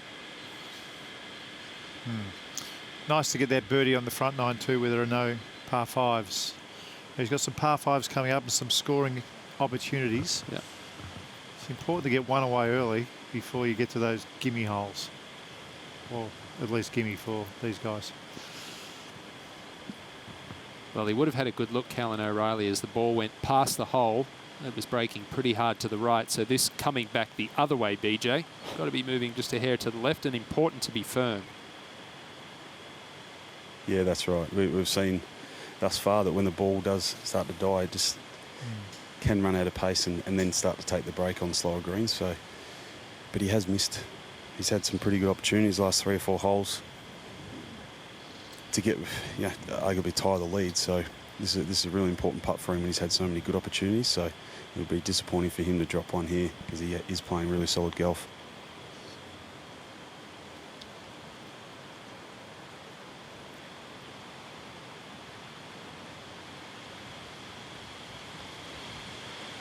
Yeah, well done. I tell you, BJ, I can almost hear rapids in the background with all the rain. You could see it on the screen. Yeah. Is it loud? There is. There's just a slight waterfall in front of this. This green, this par 3, but the water. They've mentioned the water table being so high, and the stream or river you'd call it running through this course is full to the brim. So, and generally when the water's really dirty, it shows there's been a lot of rain.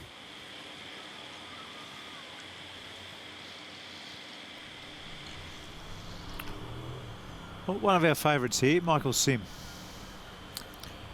He's a favourite for a lot of reasons. This is for birdie. Short par 4, 13th. Just to get to 9 under par. We saw Michael Sim in contention right here on PGA TV at the end of last year at the WA PGA and the Victorian PGA. Mentioned he won the Vic Open at the end of last year. He also won a Battlefield call-up, one of the great names in the world of sport, I reckon. Back in 09. 3 wins on the Corn Ferry Tour. Got him Guernsey on the big one, the PGA Tour. Stephen Jeffress, another proven winner out here. Fiji International back in 2014. This at 9, big breaking putt for birdie. Oh. Slam dunk for Stephen Jeffress. Get excited, Steve. I'm tipping he hasn't holed There much we to go. that point. There we go. Something. We're clapping you here in the studio, mate. There you go. He's a good fella.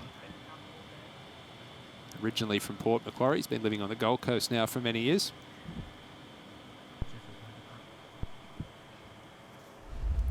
Well, let's have a look what Stephen Jeffress has got in the Well, we're bag. here at the Coca-Cola Queensland PGA Championship presented by Toowoomba Regional Council. We've got PGA touring professional Stephen Jeffress with us, and you're about to go through your bag. But we're actually going to start with your golf bag rather than the club. Tell us a bit about the golf bag. You know, not all guys with bags are sponsored actually by that company, and I'm looking for a company. I'd love to align myself with some sort of company out there that might want to align with me. Well, let's talk about the clubs. What do we find ourselves in the bag here this week at City Got Golf a Club? new driver, a new Callaway driver that I got last week in the Vic Open, new Callaway 3-wood. I've got Titleist irons, which are the 718s. They're still the old model. I know that you've got a few unique items in your golf bag. Yeah, well, when you're out on tour, there's certain individuals that you play with that you need specialised stuff for. So I always carry around with me. For starters, I use these quite a lot when I'm playing with Ryan Haller because he can talk a little bit, so I always keep them in play. Aaron Pike's a good mate. Just for his sake, I always have a bit of baby powder in there. That's very kind of you. It's a long walk sometimes. And I also know Dimmy Papadopoulos. You know, he's good to have a mirror for him just in case his hair gets blown during the day because he can get quite stroppy if he doesn't look right. So, and the last bit I've got is I always make sure I carry a shovel around. I never know if I'm going to get a chance to play with Patrick Reed, but if I do, I'm well equipped and ready to go. Well, certainly some unique items there that you carry here this week. Hopefully you don't have to use all of them, but wish you all the very best. Thanks, Robbie. Thanks very much. And a big hello to all the US Tour officials watching on. Don't be wrapped with that one. A bit of fun. Isn't that good? Isn't that good? Thanks to Samsonite for what's in the bag. I think it shows the camaraderie, doesn't it, between the players out there. Okay. Let's have a look at the 9th hole. The 9th is one of the toughest holes on the golf course, quite simply put. Dogleg left, bit of an uphill tee shot, fairway bunker there on the left-hand side, catching out, well, not even a stray tee shot. It's only got to be just slightly offline and you'll find yourself in the sand there. There's a right to left camber in this fairway, so unlike a couple of the previous holes, ideally, even though this hole doglegs ever so slightly from right to left, if you turn this over a little bit too much from right to left, you can easily find your ball, not just in that left bunker, but it could kick down into the rough or the trees quite easily, so you don't want to be turning it too much from right to left off the tee. And if you do find the fairway off the tee shot, well then the second shot is not easy either, and especially with the flag today, only 3 paces on the right. Everything on the green slopes from right to left, so ideally you want to hit a little bit of a fade in for your second shot. Really, unless you're Stephen Jeffress, who just made a 3, a 4 is a good score there at 9. Well, this is the 10th green, and this is for Eagle, Anthony Quayle. Got off to a good start. Come on, come on, come on. Drift. Oh, I'll tell you what. It's a short backswing.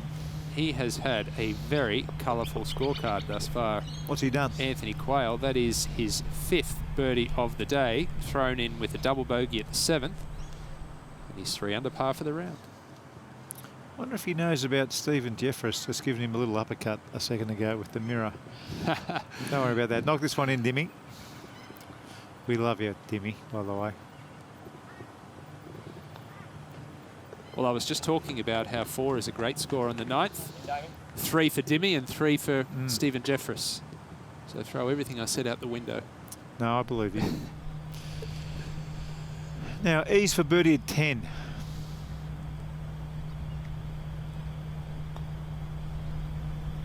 Bang. Good comeback. He double bogeyed the 9th, Sam Eves. If you can be brave enough to hit all the putts like that on the slower, bumpier greens that we're seeing here at the moment, if the ball rolls your way, you can really get away with it. If it just doesn't, and you've got all of a sudden you've got these 2.5, 3 footers left hole after hole, it can weigh you down. Well, this is Aaron Townsend for birdie straight up the hill, but if you look back to the fairway there, you get a good indication. It is a huge elevation change from the fairway into the green here at 10. Not easy to get the distance control right. And it's not easy to hold putts on that green either, because by the time you get there, you're out of breath.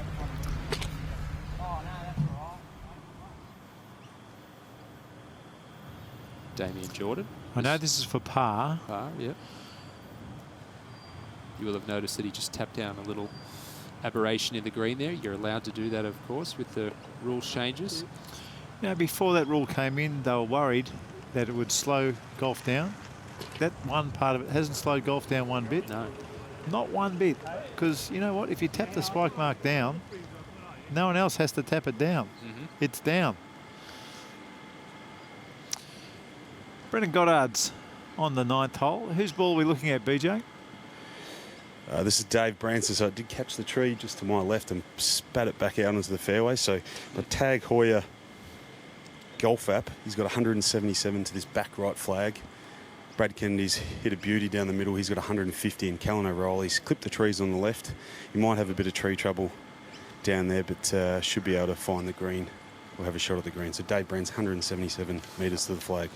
BJ, we know the players are allowed to lift, place their ball and give it a wash as well when they're on the fairway. And we can just see David Branson doing it there. What sort of shape is the rough in? And is it a bigger penalty now? Yeah, the rough is. Yeah, surely. Yeah, it's really long. It's wet. It had been wet. It's starting to dry out now. But with the humidity, it's keeping it quite sticky. So long rough, long fairways. As we mentioned, I can see I'm actually standing now on the painted lines to determine the fairway and the rough, because it's not really distinguishable between the two. So, but this is the distance here that they'll have a little bit easier time, rather than the short wedges that they have short of the green with these popped up lies and these longer fairways. So he's in a really good position, but expect this back right pin, so I don't want to flirt with that right trap or anything long. BJ, I mentioned it before, but it really is a wonderful golf course, isn't it? How you've got to shape so many shots around here, not just from the tee, but into the greens. You've got to have both the draw and the fade at will. Yeah, you do. And some of the holes playing shorter, so a lot of the boys are enticed to hit driver, or particularly this group that I've been following. none of them really taken the offer of the shorter iron into a couple of those shorter par fours, so they're all being aggressive, taking driver in it, and that's a good part about the golf course is he's left with a decision to make off the tee.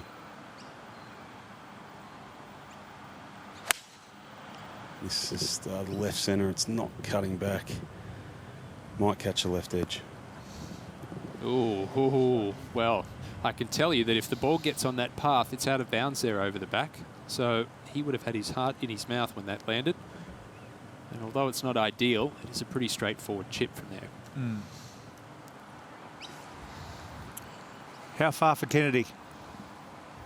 He's got 150 this flag, so again, I don't think he can be overly aggressive, particularly from this distance, but there is a lot of room to the left of the flag, which will give you a good look at birdie. So The ball above his feet?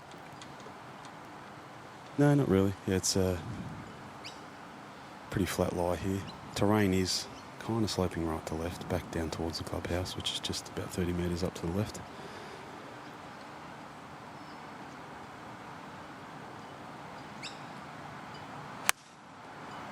And he's, again, leaked it out to the right. It's not the place where you want to miss it. No, not at all. And he's done that a few times already today. That is horribly short-sighted there at 9. I'd love to see that swing in slow-mo. You know, it just looks like... He did make a rehearse. Yeah, go on, BJ. Sorry, he did make a rehearsal afterwards, as if he felt he was smothering the ball with his chest or using his upper body too much. But he has left it out to the right a number of times with his iron shots on this front 9. Okay, is this one doable?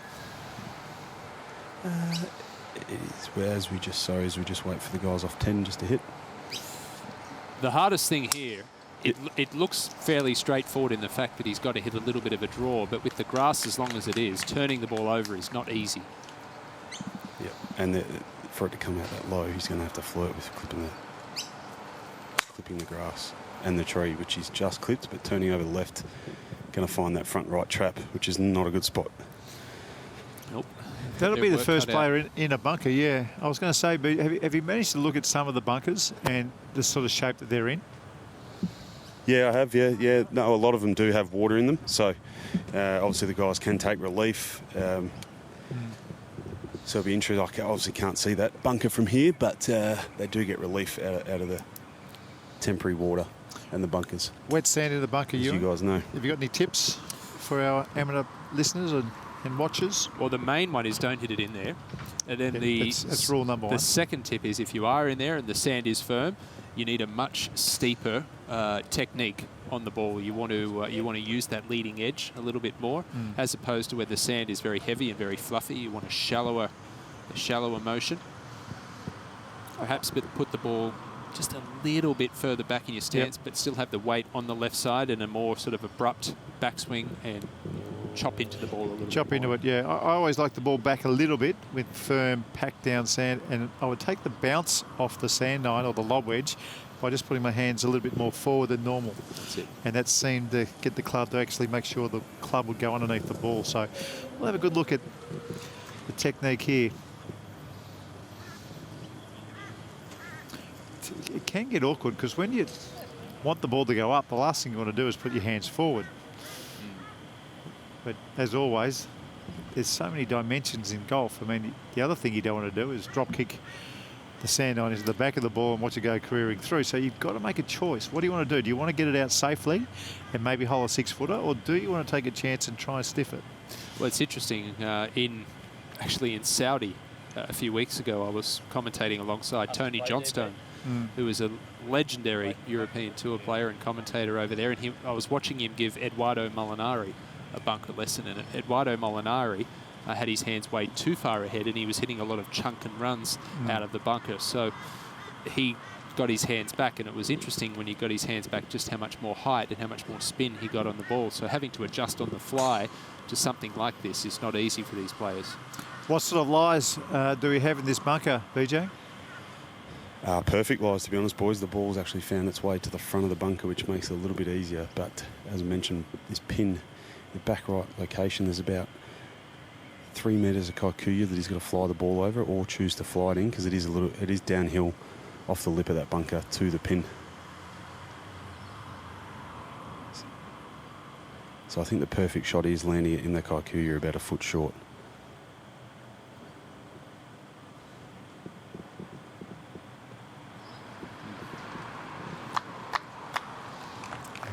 That was the safe option. It was never going to come out high, that one. And by the way, that's a good option. If you feel like, if the ball goes up and it's a firm bunker and the club's going to bounce in the back of the ball, it's not a bad option at all. Certainly better than the alternative. At least he's given himself a putt, an opportunity there to make a four. What about Kennedy's lie? Yeah, but again, perfect lie. So he's, again, a foot or two closer than what Kellen was to the lip of it. So it gets slightly easier. I wouldn't say it's a really hard bunker shot, but just you've got to choose the shot, commit to it, whether you want to flirt with that Kikuyu and land it just short of the green, or I think ideally hit a high soft one and land it just on the fringe, which it should release to the hole. He's on a slide up, so it's going to make that obviously a little bit easier to get it up high and soft. Oh, it's a flag. Doesn't seem like much, but just the slide up slope versus the tight flat, it does make a big difference mentally when you're walking into a bunker, doesn't it? Oh, absolutely, and especially when you don't have much green to work with. I don't think he's going to be that disappointed with his score of the front nine. He certainly hasn't played... What is he, +1? +1 for the round. He's still 2 ahead. And I don't think he's played anywhere near the level of golf that he's played the first 2 rounds. And to walk off the 9th hole, knowing that you've got a much scoreable 9 to come, and the fact that you've got a 2-shot lead, I think he'll be pretty confident.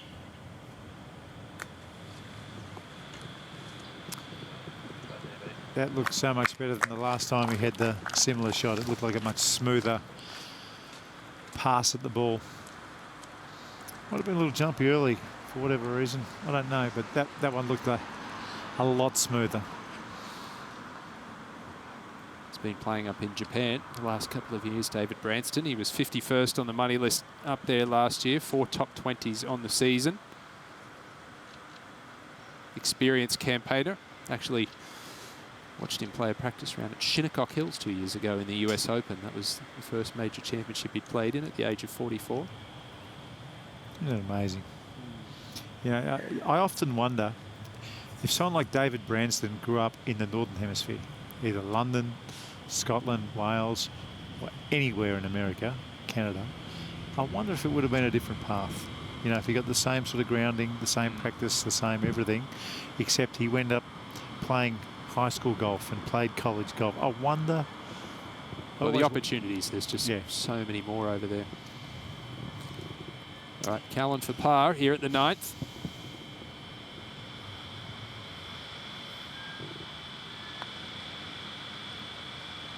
Oh.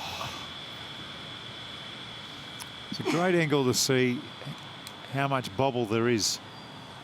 That was a perfect stroke. Yeah. Absolutely beautiful putting stroke. It was a good putt. Needed just to be a fraction firmer. 8 under par, currently sharing 8th position. He's 4 strokes behind the lead.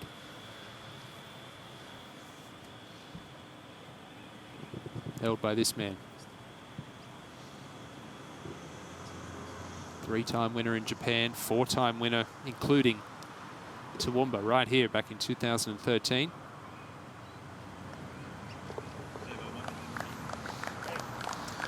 Well, he started with a 5-shot lead. It's now 2. Or has he made it back to 3? Now it's a 2-shot lead. Yeah, Denzel Iramia, he's only got 1 hole to play. He's at 10 under par. Well, we've got a very special guest down with Brendan Goddard, the president of the City Golf Club here in Toowoomba. Is there anything you want me to ask? I'll ask you about the great facility you got here. Well, we might get to him in just a tick. Yeah, Ed Britnell, I've spoken to him the past couple of years here. He's done some great stuff here at the City Golf Club. I reckon the president of the City Golf Club would be very, very proud of what his grounds crew have been able to do. Let's get down to Brendan.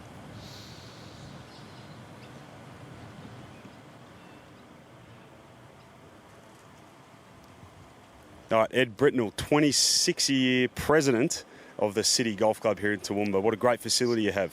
Yeah, it is a good facility, a big facility. It's a community club, and we enjoy it. We've got about 1,000 members and playing members, and about 55,000 social members, I think. So a lot of people enjoy it. Now, it's a great track here. To tell us about some of the logistical kind of challenges you've had leading into this tournament.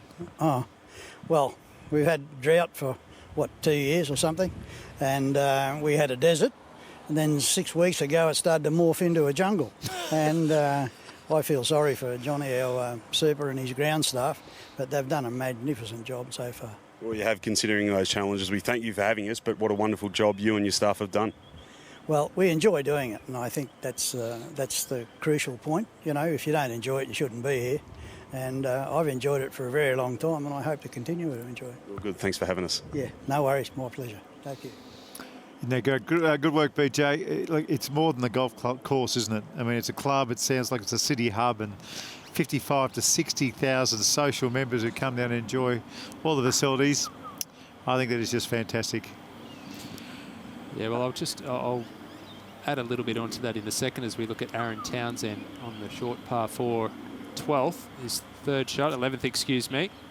Hey! Oh, that's what we like to see.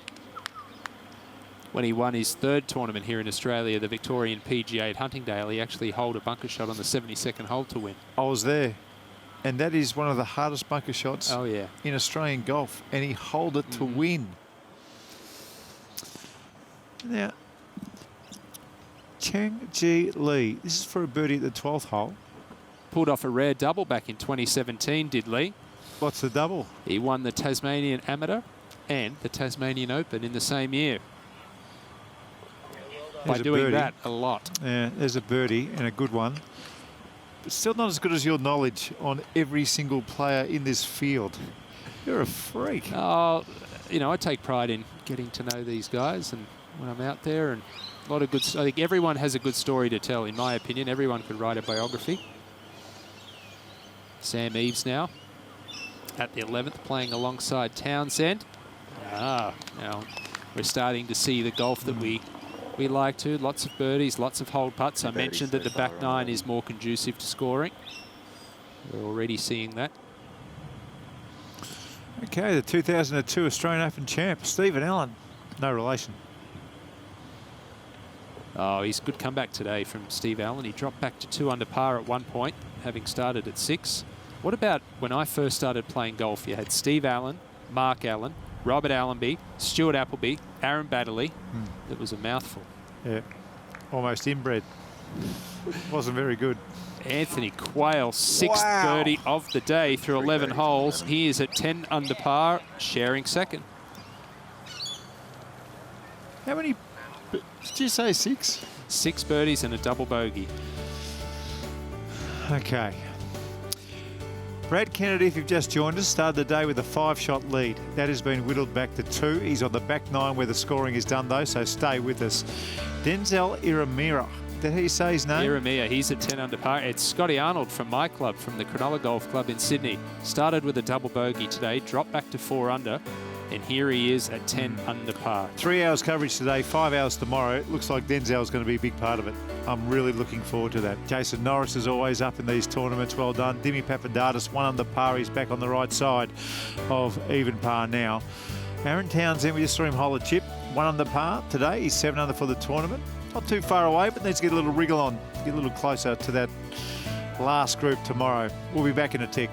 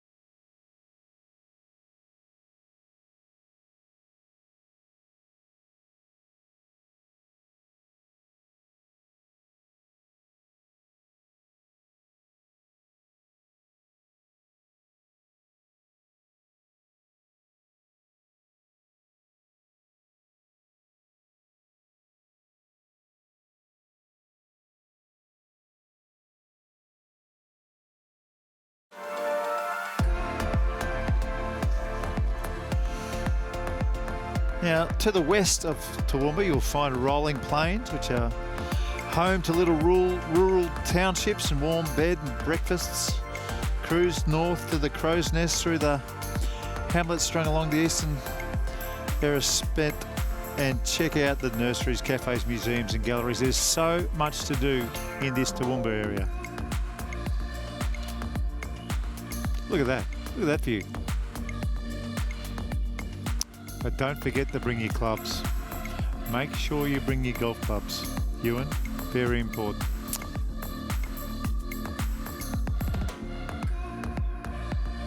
Big festival.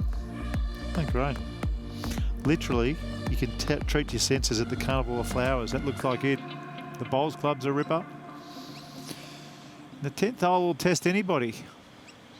Brendan Goddard is right there. Brendan, what can you tell us? Yeah, I've just seen Brad Kennedy. He's found the fairway, but he's trying to find that line where it's rough and fairway. So I think he's found it, and he's made the decision that he lift, clean and place. But perfect position. He's got 193, but playing 207 because of the severe up slope. So David Branson's actually, I think he's going to go first. So he's in the right rough, so he's going to just chip out and get himself back into play, which he has done. And Callan O'Reilly is further ahead, so he's got 175, but minus all the uphills playing plus 15. So he's 161 playing 175.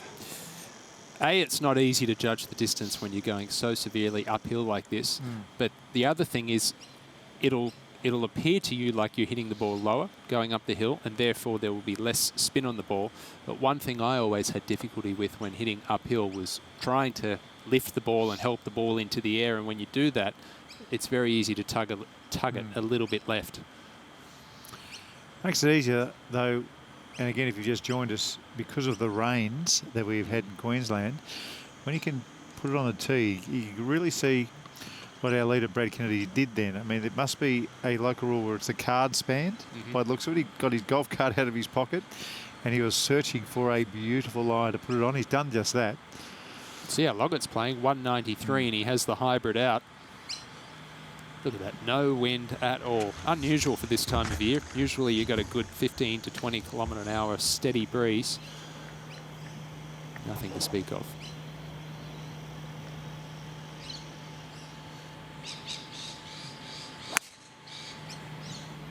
It's a really good line just left of the flag. Yeah, it was a good line, but it just didn't quite get up. A little unlucky, but that's fine. Yeah. Should be a gimme birdie from there. Very, very makeable chip in, really. So Callan's got a huge green light here with the pin in the back left, so he's got a bit of green if he wants to play a bit more conservative, because I would assume that going long is not a great play here because you've got the shot back down the hill, but 175 metres in total.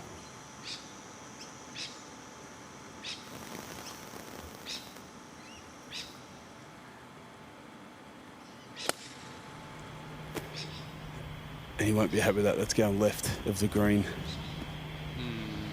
You can see him working on a couple of things, Ewan. He's working his backswing. He's got his chest rotating other times in his rehearsal before he plays.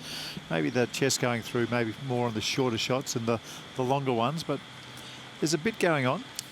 There is. Bear in mind, I did say that it is easy to hit the ball a little bit left when you're going uphill, and perhaps that was in the back of his mind.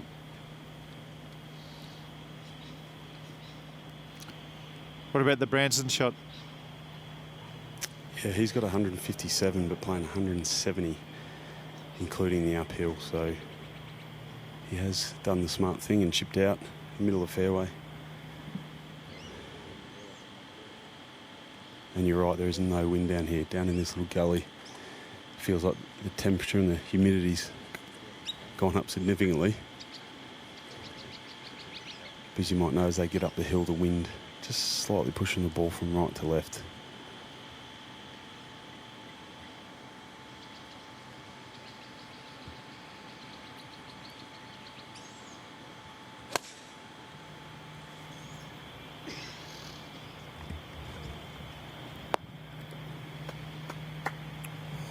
Okay, Branson safely on the green. Do you think he might have been expecting that like you were saying, uphill shot. Maybe it goes a little bit to the left. But Definitely, yeah. I think you're right. I think he aimed it exactly. He hit the ball exactly where he aimed it. Just didn't quite get the turn. Okay, Denzel Iramea. This is his final hole. He's trying to make his 5th birdie of the 9. Yeah, this for a round of 64. Just coming up a little bit shy, but assuming he can roll that little 2 or 3 footer in. It's a round of 65 after rounds of 66 and 69. He's at 10 under par. Yes, nicely done. Currently sharing 3rd alongside Branston and Scott Arnold. Played some college golf. He did, Iowa State. Counted himself very well in America. There's 4 players at 10 under, all 2 shots back. I'm really keen for him to be in the first or the second last group perhaps tomorrow. Well, he was in contention, remember, at the Australian Open. You were there at the end of last year. Well, every time we watch Anthony Quayle, he seems to be making a birdie. This is for his 7th one of the day. And why not? He's on. 5 under par for the round through 12 holes with a double bogey. And he is only 1 stroke behind his fellow Sanctuary Cove clubmate, Brad Kennedy. How much fun is it when you're just making birdies for fun? I can't remember. It's been way too long. 7 birdies. What was it, 12 holes? 12 holes, yeah. Nice. There's a lot of this today, isn't there, trying to determine whether the ball is actually on the mown portion. Well, any part of the ball can be on that mowed portion and is considered on. So even if it looks like there is more off, it's kind of weird because we're talking about a ball, but if any part of that ball is on the short stuff, then you can clean it. Same with on the green. If any part of the ball is touching the green, then you can wash it. Got the scorecard out again. Just keeping everybody honest with the scorecard. I've seen before where it's hand spanned. But you were referencing this before, Mark. Well, Callan O'Reilly looks like he's going to be first to play, but I'll touch on the point with the preferred lie in a second. That looks like a pretty clean lie here, BJ. Yeah, perfect lie. We obviously don't know what's under the ball, but ball's just popped out of its pitch mark. And again, not, I wouldn't say a difficult bunker shot by all means.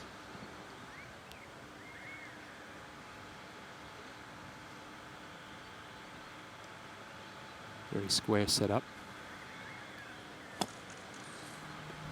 Yeah, that was a clunker, that one. That didn't make a beautiful sound. Looked down as if he'd hit a rock or something or took something with it. So, but left himself with another good opportunity. He's got about 8 feet up the hill, bit of right to left in that putt. Kennedy's just found that fringe, as you said, so taken, I wouldn't say relief, but lift clean in place, and pretty straightforward opportunity here. Be Ewan, I'd expect he'd be looking to hole it or come close to. Yeah, I think it's very, very makeable. I mean, a poor shot from here would be anything outside a foot. But you were talking earlier in the coverage, Mark, about how when you prefer your lie, you don't necessarily have to put the ball on the best bit of grass possible. Right. You know, in this situation, he might look to just put it on a somewhat of an average lie to help the ball run out back to the flag. Or if he wants it to stay low, you know, don't put it on a tee, just put it on a normal lie.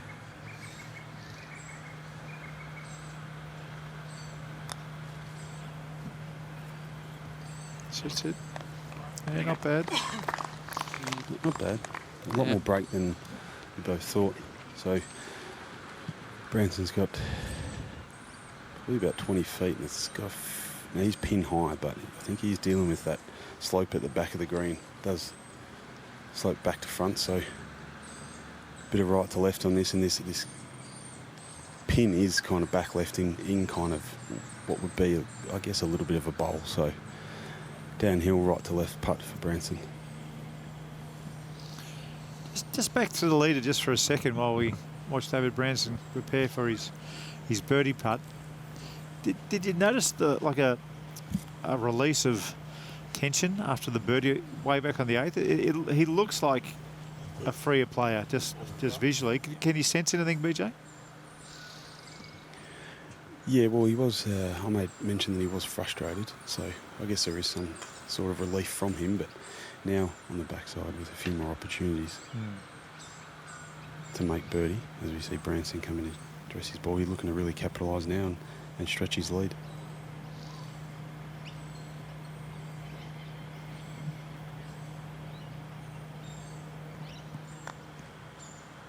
He's coming. Oh, never looked like missing.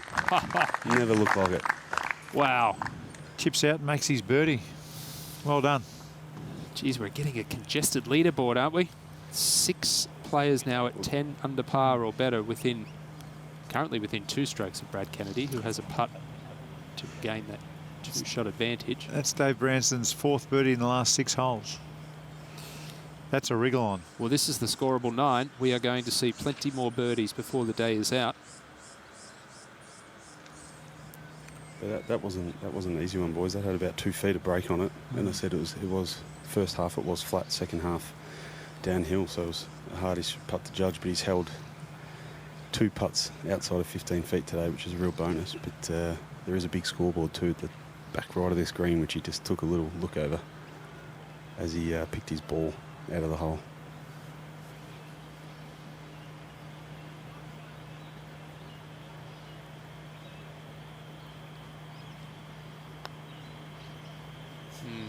It's a couple of putts he's missed left now, Callan O'Reilly. I'm with you. I think they're pulls left.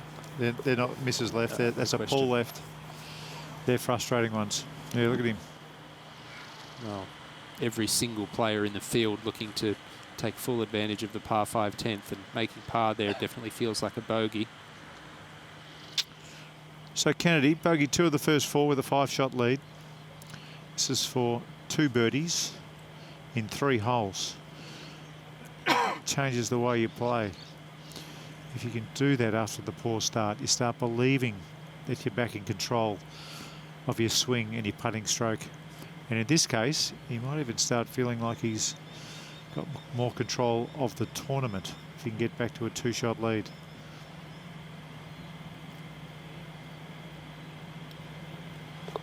Courtesy of that birdie from Brad Kennedy there at 10.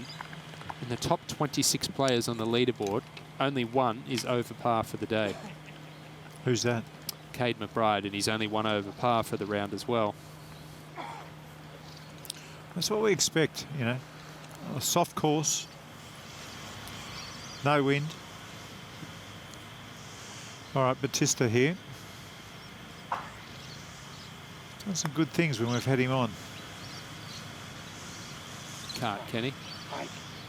Oh, good try there. Even par for the round through 11 holes. He's at 7 under par. Made mention before, he does not have status to play on the tour here. He Monday qualified his way into the tournament, so it's a huge, huge week for him. Let's have a look at the 11th hole, Ewan. Well, coming off the par 5 10th, where every single player in the field would be expecting to make a birdie. This here at 11, short par 4, slight dogleg left. Longer players can get their drives up here within 30, 40 metres of the green. So again, looking for to take full advantage of this hole. Is it wise to take driver? Most players will take driver from the tee here. I mean, if you do lay back, again, you've only got a wedge or a sand wedge in, but the further you get up there, it's actually pretty sparse in the trees. And with the flag 11 on, 4 paces from the left, if you keep it further down the right-hand side, it's going to be a pretty straightforward chip or pitch. All right, quick look at the leaderboard. Let's see where we're at in this 3rd round. Brad Kennedy, with that birdie on the 10th hole, gets back to a 2-shot lead. He started the day with 5 if you've just joined us. Anthony Quayle on fire. I think he's made 4 birdies in a row, 7 for the day, and 5 under for today's round. Just 1 double bogey on that card makes it look a little messy, but he's playing some very good golf. Branson, we're watching him. 4 birdies the last 6. He's starting to fire up a little bit. Let's get back out on course, the 12th hole. Well, this is the man I made mention is the only player over par for the round, Cade McBride. And this, a long birdie putt to get him back to even for the round. The Queenslander knows how to go low. Last year on the PGA Tour China, he shot a round of 12 under par 60. One of the tournaments. What did he do on the last hole? Do we know what happened on the last hole? I am not 100% sure about that. I know he shot 29 and 31, his respective nines. If you don't know what happened, there mustn't have been a story. He had if something did happen on the last hole, you would know about it. I do know he had 4 top 5s up there last year. That was good. Good player from the Gold Coast. I played the first year of the China Tour. It was fantastic. No coronavirus back then. No, a lot of coronas, but no virus. You got a virus after too many of them. All right, Jamie Hook. Good try there from the big fella. You know, it's funny. I like his style. You know, just the way he's. He reminds me of Tim Heron. What's that? Yeah, remember Lumpy Heron? Yeah, Lumpy, yeah. But just the way he just seems so relaxed. That's the style I like. Just, you know, playing in these tournaments somewhere near the lead and having a relaxed look about you. Yes, it's hard to do. Well, yes, it's a livelihood for these players, but it's easy to forget it is just a game, isn't it? It's golf. We all started playing because we enjoy it, love it. Stephen Jeffress. Birdie opportunity here down the hill at 12.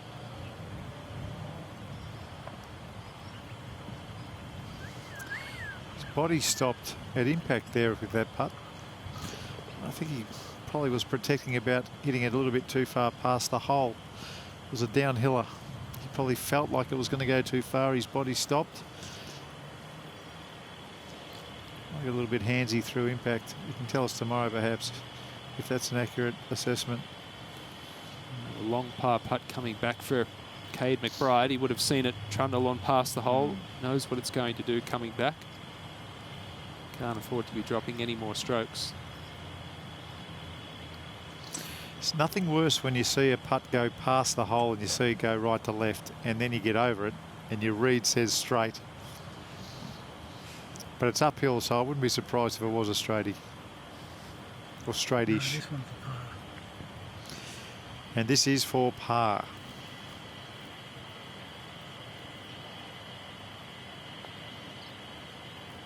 Well done. Just Well got there. Yep. Good stuff. All these young players coming through now, definitely looking more and more like athletes. That is true. Brendan Goddard, ex-AFL star, is down on this fairway. Brendan, what can you tell us? Thanks, boys. Yeah, well, from the tee, it's a long, tight corridor, what it looked like. Only playing 338, so both Branson and Kennedy were conservative, taking iron off the tee. Callan O'Reilly was a lot more aggressive in his. Callan O'Reilly's left himself with 55 to the pin, but we're here with Brady Kennedy, who's got 120 with his flags. Kind of middle left, so that one popped out of the ground a little bit, and expecting this to be right at the pin. And David Branson's just ahead of Brad. He's got 117 to the flag, but perfect position for these two and a green light to be pretty aggressive. This pin 4 from the right. There's a lot of flags, 4 or 3 paces from the edge of the green. 4 on the front 9, with 3 from the edge.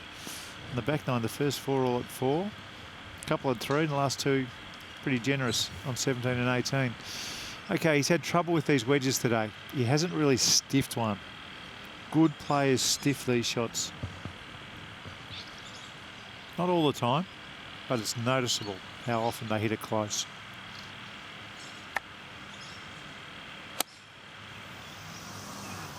It's a really, really good line if it's the right club.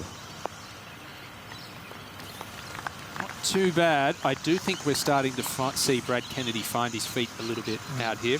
I would be shocked if he didn't shoot under par for the round, and I think thus far he would consider this to be his bad day. And he still has a 2-shot lead.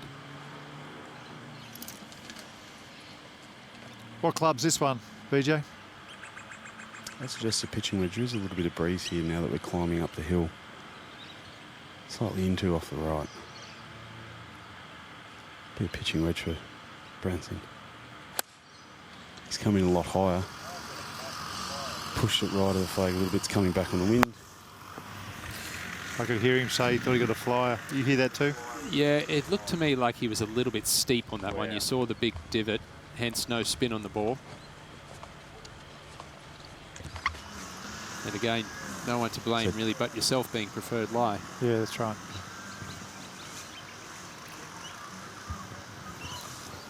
I like this play from the TBJ with driver. He doesn't have to worry too much about spin with this one.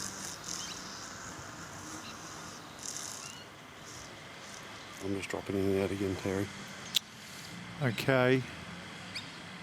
Good look at this one. Look for the chest to rotate through. Impact. No stopping there. I love the driver off the tee. Yeah, and I'm going to go and practice my chest turning through impact with the short ones. He sold me. He sold me today. I love his... You know, you see a lot of practice swings, folks. Those practice swings sometimes are more a rehearsal than a practice swing. And I like what he's doing. You know, you can really see the big muscles are controlling the wedge. And when, like you were saying earlier, when you're using the big muscles, I think the club stays squarer through 6 inches either side of impact.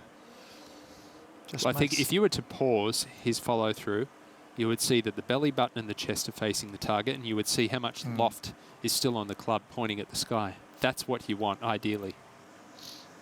Best example of that was Jeff Ogilvy short of the green at Wingfoot, 2006 US Open on the final hole. One of the toughest chips in golf, and he just stood up there, looked very nonchalant, like he was on the chipping green.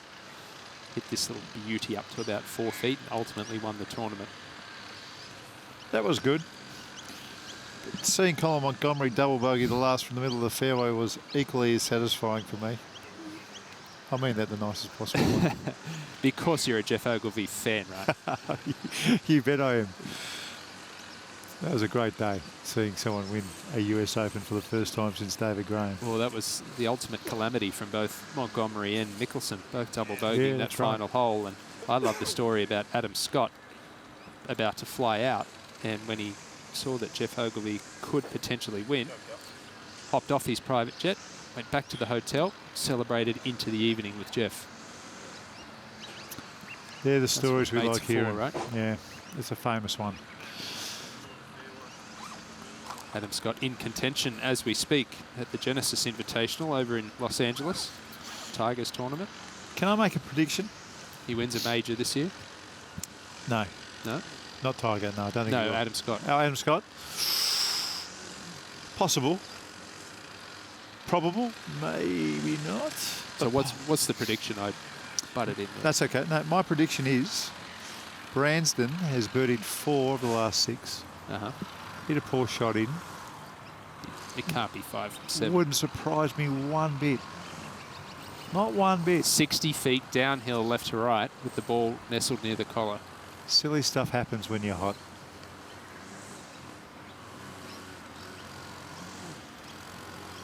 Just be trying to get this close. Pressure's off. Tell you what, it's a short backswing for such a long putt. It's an excellent try. Excellent putt. Well done. You'd be thrilled with that one. Yeah. David Branston, 3 under par for the round. He saw the ball flying when he hit it.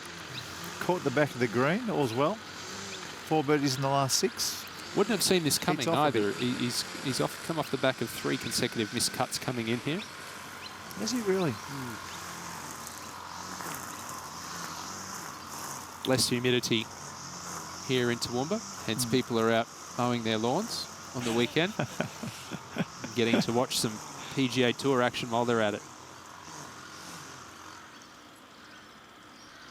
Could be whipping the edges, actually. Yeah. Sounds more like the edges. Just at the bottom of the fence there. Okay, Kennedy. He wouldn't have been super proud of the wedge, but he was super proud of the birdie if this one drops.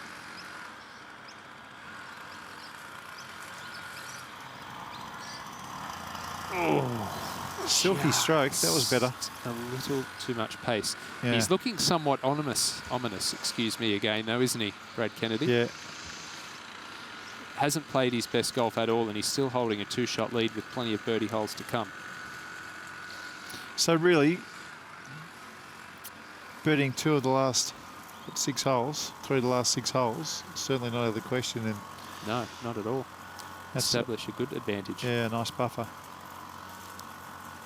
Good opportunity for O'Reilly to get into red figures for the day here. Vault into the top 10. 9 under par, currently sharing 7th. Risk with the driver off the tee, reward with a nice wedge close. That's the game.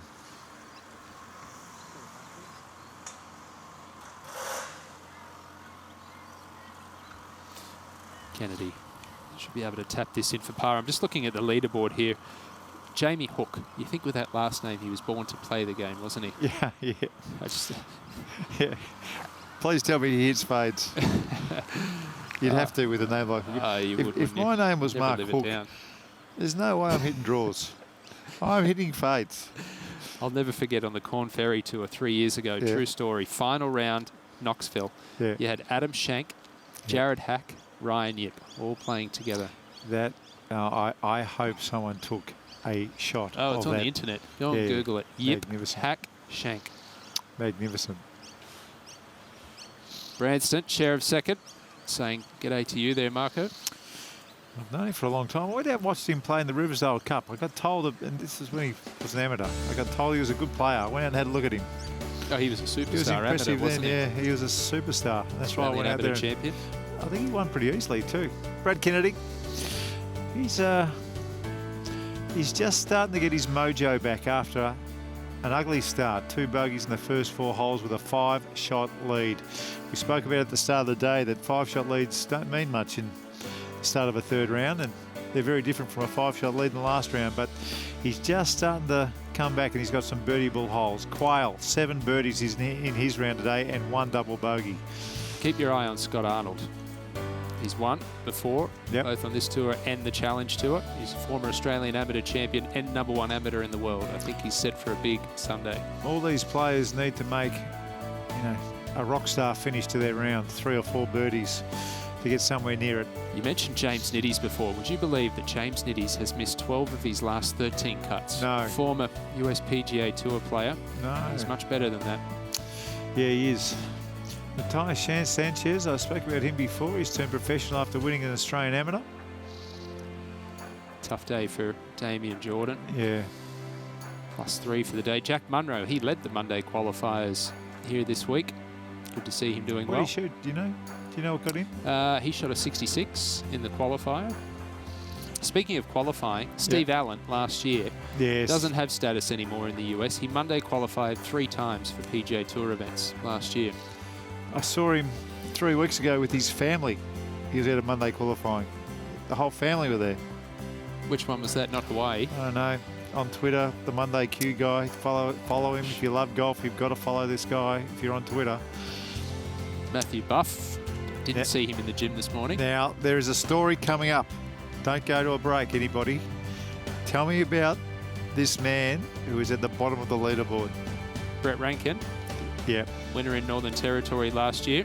Yes. I've played quite a bit of golf with Brett Rankin, but Tim Hart, I think, is who you mean. Tim Hart, 61.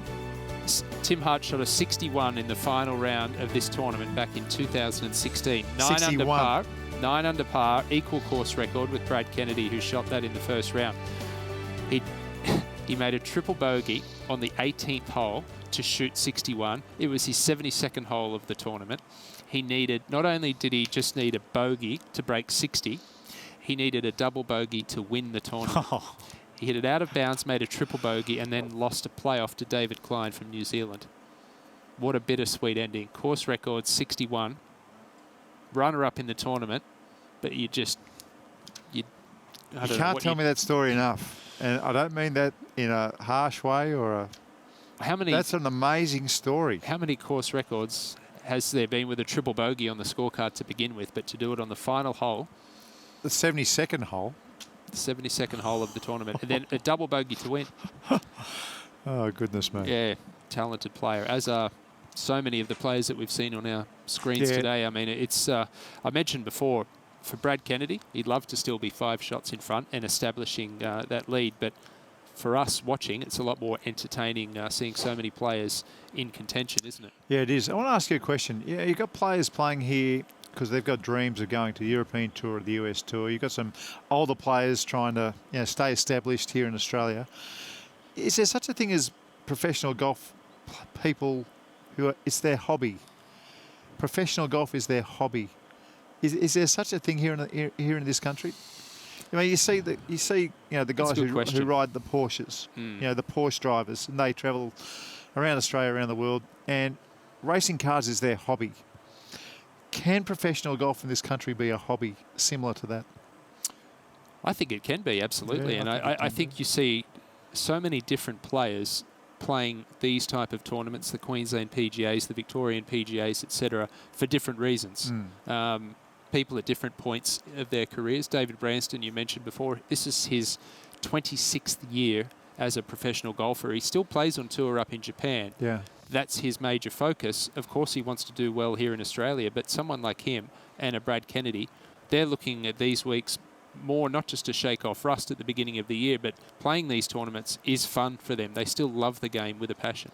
I want you to make a prediction. Come on. A mid-third round prediction. Who wins this tournament? Scott Arnold. He's currently 3 strokes behind. That's not mid-round. You've been saying that from the start. Well, yep. Do you want me to change it? No. Do you want me to change it? No. I'm just for people who've just joined us. You've been big on Scott Arnold. I have. Well, Scott Arnold, through 16 today. He was in contention at the Australian Open. He was in contention in the top 10 going into the final round last week. Sometimes the more you put yourself in contention, eventually you're going to get the job done. Okay, let's get out to the 17th hole here at the City Golf Club in Toowoomba. Michael Sim. And this is a birdie putt. Yeah, well, Michael Sim, currently 10 under par. This to move into a share of second at 11 under par. We know what this man can do when he gets a sniff of victory. Here's one for you. The first 4 names on the leaderboard, 3 of them are from the Gold Coast, and the other, David Branston, his caddy is from the Gold Coast. Okay, 12th fairway. I said at the start that it wasn't a home ground advantage for Queenslanders. You've just blown that out of the water. Brendan Goddard is on the 12th. Brendan, what does David Branston have left? David Branston has 107 metres, so pin back right, anything right of the flags. He's going to have trouble making up and down, but Brad Kennedy's only a metre closer, but he's just rolled into the rough and he's got a mud ball, the dreaded mud ball. And it, obviously, as we know, in the rough you can't lift clean in place, so he's going to have to deal with the mud ball. And Callan O'Reilly's over in the right trees, but he's actually found what looks to be a garden bed, so not sure what the ruling is, but he might get relief. But David Branston is first to go. Was it just 9 off the tee for David, BJ? Kennedy could be down. We were down the fairway, so I couldn't quite see, but I think it was driver. No, Kennedy hit driver. O'Reilly hit driver. Okay. But another wedge in the hand, so. Callan O'Reilly's actually going to go first and just chip out back into the fairway, boys.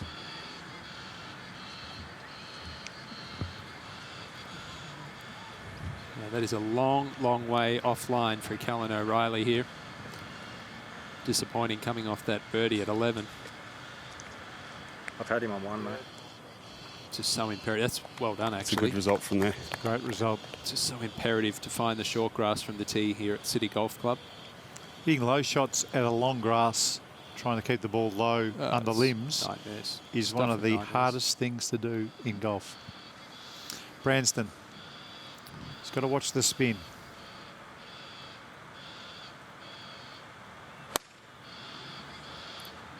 Good looking shot, fading just left of the flag. Quality shot, BJ. Yeah, that's quality. Looks really good. He was, now that I'm back, he was complaining on the last hole about copping a flyer. So it's funny we mentioned how difficult this longer grass can be to play off with wedges, and he copped a flyer from the middle of the fairway in the last with a wedge in his hand. BJ, is that tree in Brad Kennedy's way here? Yeah, a little bit, but he should be able, it's a pretty good lie, but I said the challenging thing for him is that mud on the front of his ball. And this is a really good line. Just a little shy. It's not bad with the mud balls. They can be pretty volatile, as you all know. Just back on the Branston Flyer, with a driver these days, the technology is such when if the ball is struck at the top of the face, it's less spin. I wonder if that's the same with a wedge. You know, you put the ball up on the tee, you misjudge it slightly, the ball struck high on the wedge, maybe just in that area where it doesn't spin as much, and there's your flyer. I wonder if that can happen. He said he came down steep on it. I believe that. I'd like to get a TrackMan and see what the numbers say. Yeah, it's an interesting one. I certainly don't have the answers to that, but I can't imagine it would help. Okay, so a birdie on 17. This is the second shot on 18 for Michael Sim. Good job getting the ball on the left side of the fairway. It's not an easy tee shot here at 18. Very accessible flag with a wedge in. Beautifully done from the Western Australian. Mention calls the Gold Coast home now. That putt to get into outright second and only one stroke behind. Great opportunity here again, Mark, to watch Callan O'Reilly do his thing when pitching. Well, you made me aware of this technique before Christmas, the closed chipping stance technique. We've seen it a couple of times with Callan. I don't mind it. I like the theory. A little bit of turn when you chip. Closed stance helps it. Well, it helps you rotate through it. Oh, beautifully done. Andrew Dote, Cameron Smith, they do it, and probably the greatest short game we've seen in the last 15, 20 years, Brett Rumford.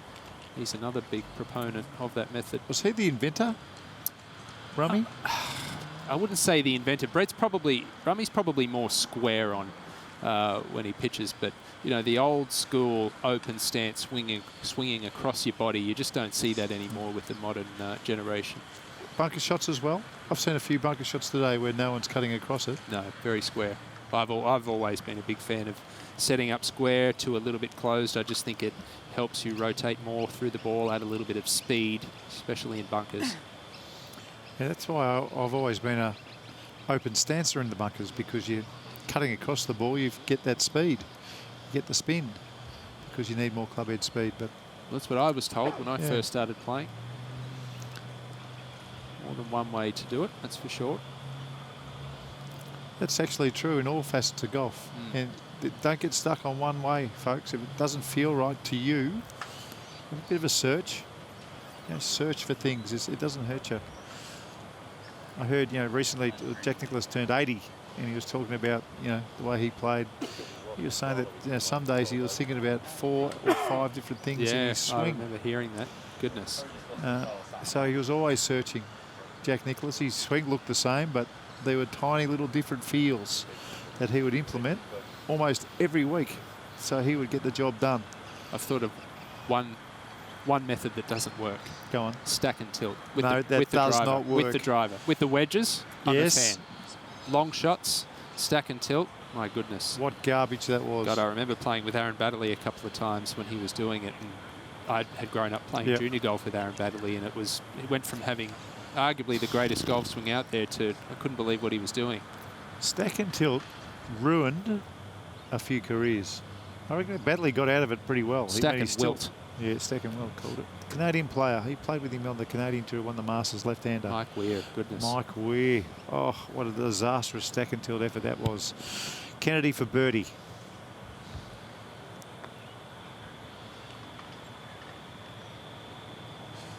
Oh, from downtown. Oh. How much did that break, BJ? That probably had a good 3 or 4 feet in it, so that was down. Like, that was a tough putt. He thought it was going to be a good test of his feel and pace. It was back up the hill. This pin's on a kind of middle back plateau, so he was on the lowest part of the green, so really good putt. Tap in par for Brad Kennedy. Yeah, stress-free par. When you're 2 in front, they're handy. David's got another really good look at birdie. Obviously been holding out from here for most of the day. Probably got about 15 feet into this putt. There's not much in it when I stood and looked behind it. Maybe a little just outside the left edge.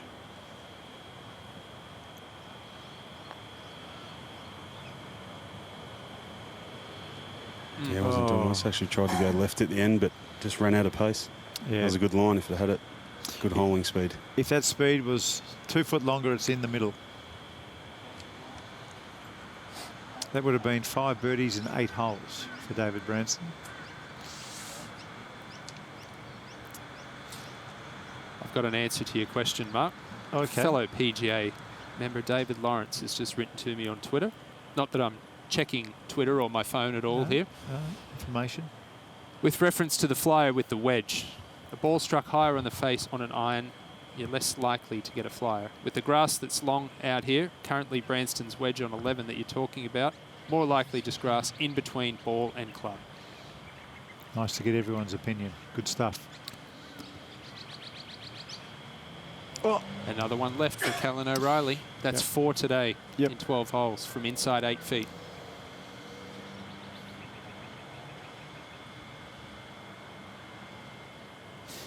You know what I put that down to? Slower greens, you're obviously trying to give the ball a bit more of a hit, maybe a little bit more right hand coming into the equation than normal. It makes sense in theory. So does communism, by the way.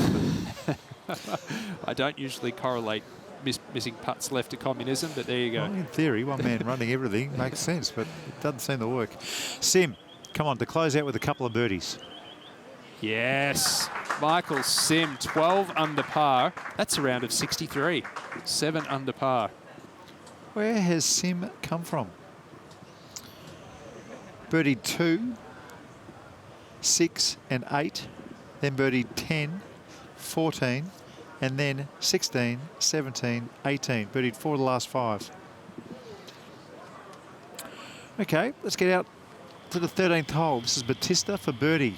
Looks like another wedge has made it close. Yeah, straight up the hill here, and maybe a right centre putt to get to 8 under par. I love his putting stroke as well. Very natural. I mean, the way he putts and the way he strokes it, he is still a kid, he is still young, but he looks like a 13 or 14-year-old on the putting green with no fear at all. Doesn't matter if you miss, I'm just playing golf. The 13th hole, Ewan? Yeah, another one of these little dog legs that calls for a little draw off the tee, bit of a right to left camber in the fairway. Got to avoid that fairway bunker up there on the right-hand side. Very similar hole, really, to the 11th. Distance-wise, maybe about 10 or 15 metres longer at 350, but it's really just that fairway bunker that's very strategically positioned there on the right-hand side that you want to avoid.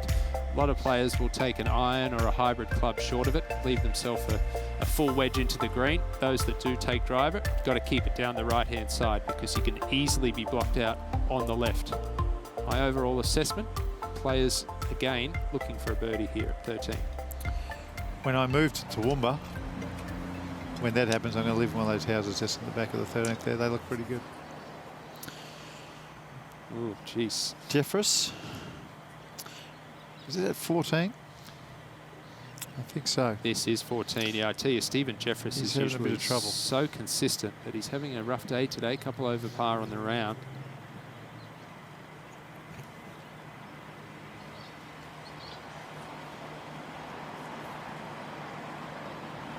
May have a swing in it. You can see the ball in the club there. Yeah, he's got something. I don't know if he can see the ball from where he's standing.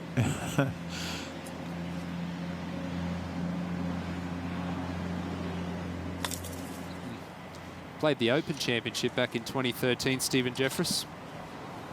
Wouldn't have encountered too many trees at Muirfield. What is he? 2 over at the moment?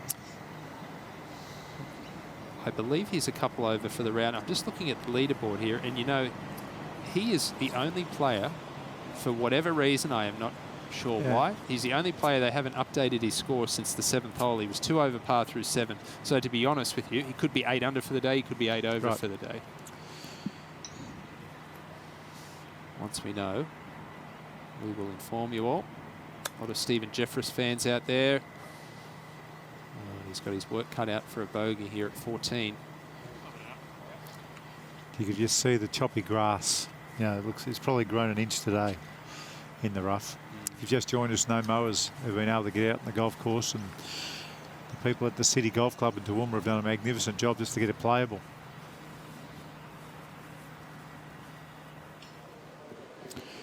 Okay, Marcus Fraser had a chance to win last week. Made the cut here.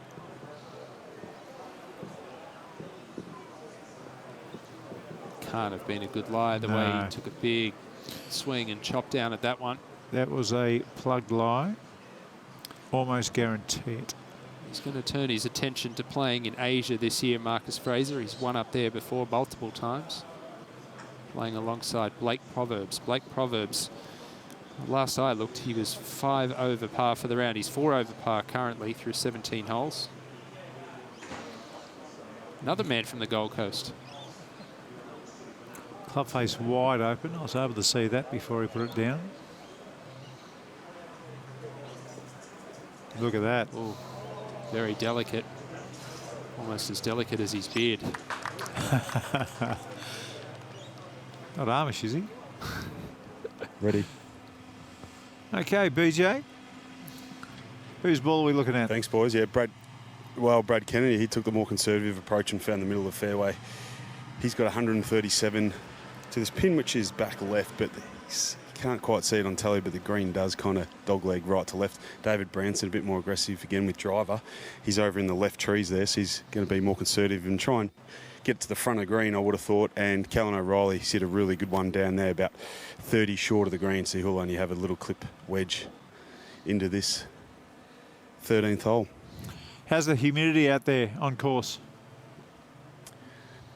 Yeah, it's definitely, but we are up the hill, so there is a little bit of breeze, which is helping it cool off somewhat. But yeah, it's definitely humid, although it's been pretty humid in Melbourne of late, so I've kind of got acclimatised. Okay. Again, if you just joined us, Brad Kennedy is not cheating. We're playing the ball up. The rain has been extreme, and it's a very, very good idea. No matter where you are in the country, if it's a muddy day and you've still got golfers out there, look after them a little bit, committee people. Look after them. Play the ball up. You'll look after your golf course at the same time, and you'll keep people coming back.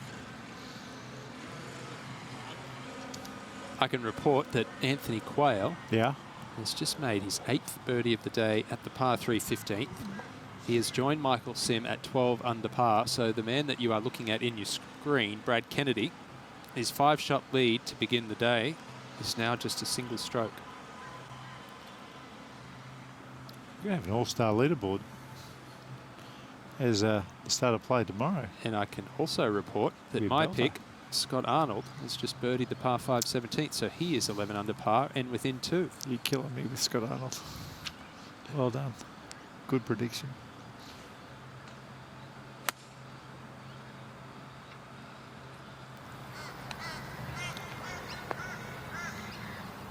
Again, just an okay shot from Brad Kennedy. I'd like to have another look at Brad Kennedy's swing. Perhaps next full shot that we see him hit. Just take a look at how shut he is with his shoulders at setup. They're pointing a long, long way to the right, and he has missed quite a few iron shots to the right today. It's very important that you turn hard to the left through the ball if you're going to set up that way.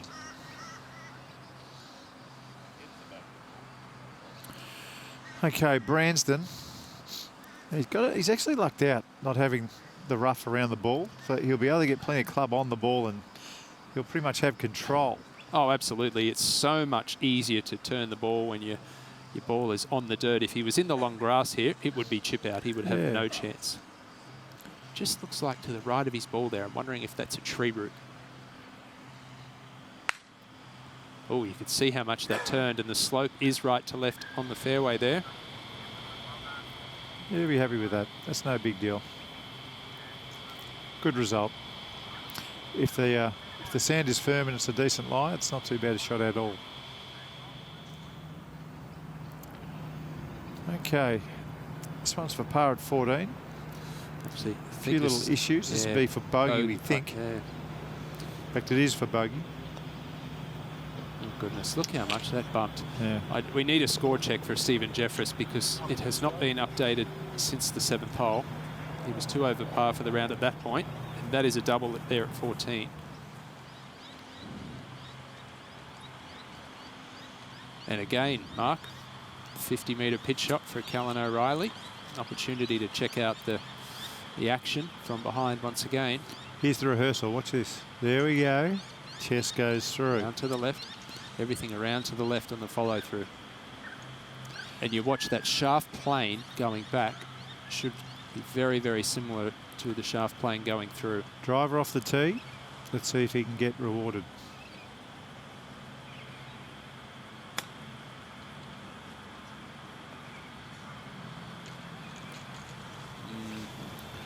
No. He might have been a bit softer under the ball than he thought. Look at him looking down. Something didn't quite go right then. Didn't have any penetration, did it? Just popped up in the air and it was a nothing shot. That can happen. You can see how patchy that grass is. Yeah. It's not easy to hit the ball low and spin it. Yeah, unpredictable. It's not happy.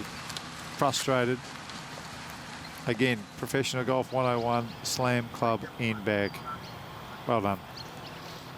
At least he did it with a smile on his face. No, it was a good way of doing it. And they have green to work with for Branston. Looked a bit chunky, didn't it? Just a little bit steep on that one. A little bit vertical with the shaft as opposed to Callan O'Reilly, who's much flatter on the backswing.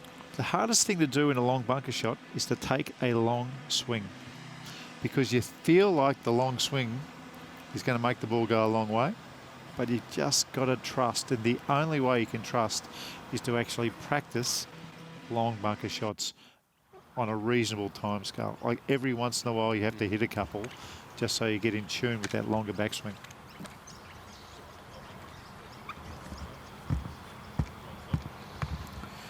All right, let's get back to the 18th hole. I want to see how Marcus Fraser finished up.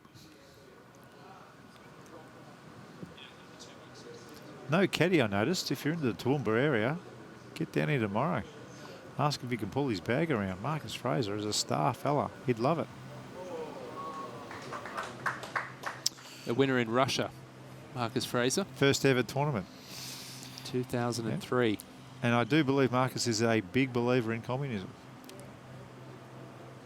Loves it. Yeah, that's not my one-man area rule. forte. In theory, it works. Just not in practice. Just like stack and tilt. 16 years on the European Tour for Marcus Fraser. Stack and tilt, jeez. I'll tell you what, you could if you're on Twitter, just the crazy stuff in golf that didn't work. Just tweet them through. Mark Allen Golf for me. What are you? Ewan Ports or something? Ewan Ports. Yep. Tweet them through. We'll read out a couple others. Crazy stuff in golf that just didn't work. The telephone-looking driver. You remember the pod driver with a little circle? Come on, Brad. Knock this in. Oh, that's absolutely robbed. That's a couple of times that's happened today for Brad Kennedy.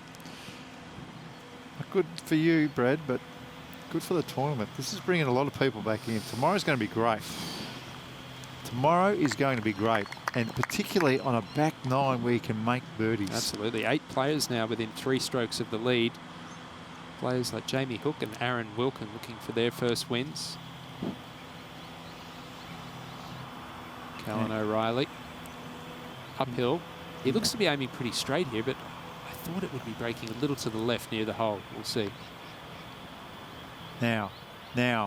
Oh, well deserved. Callan O'Reilly. Birdie at 11. Dropped it at 12, and he got it straight back here at 13. Late breaker. Perfect pace for late breakers, otherwise they do not go in. I've lost diggers.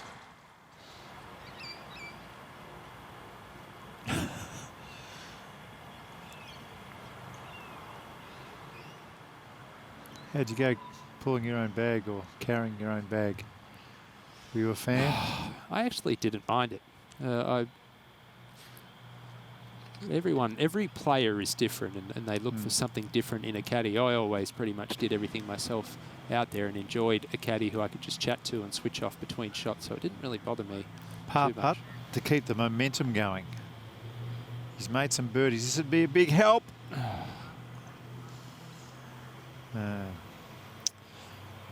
Let's hope it's not a momentum killer. He doesn't want to par in from here. He wants to make some birdies. It's back to 10 under par.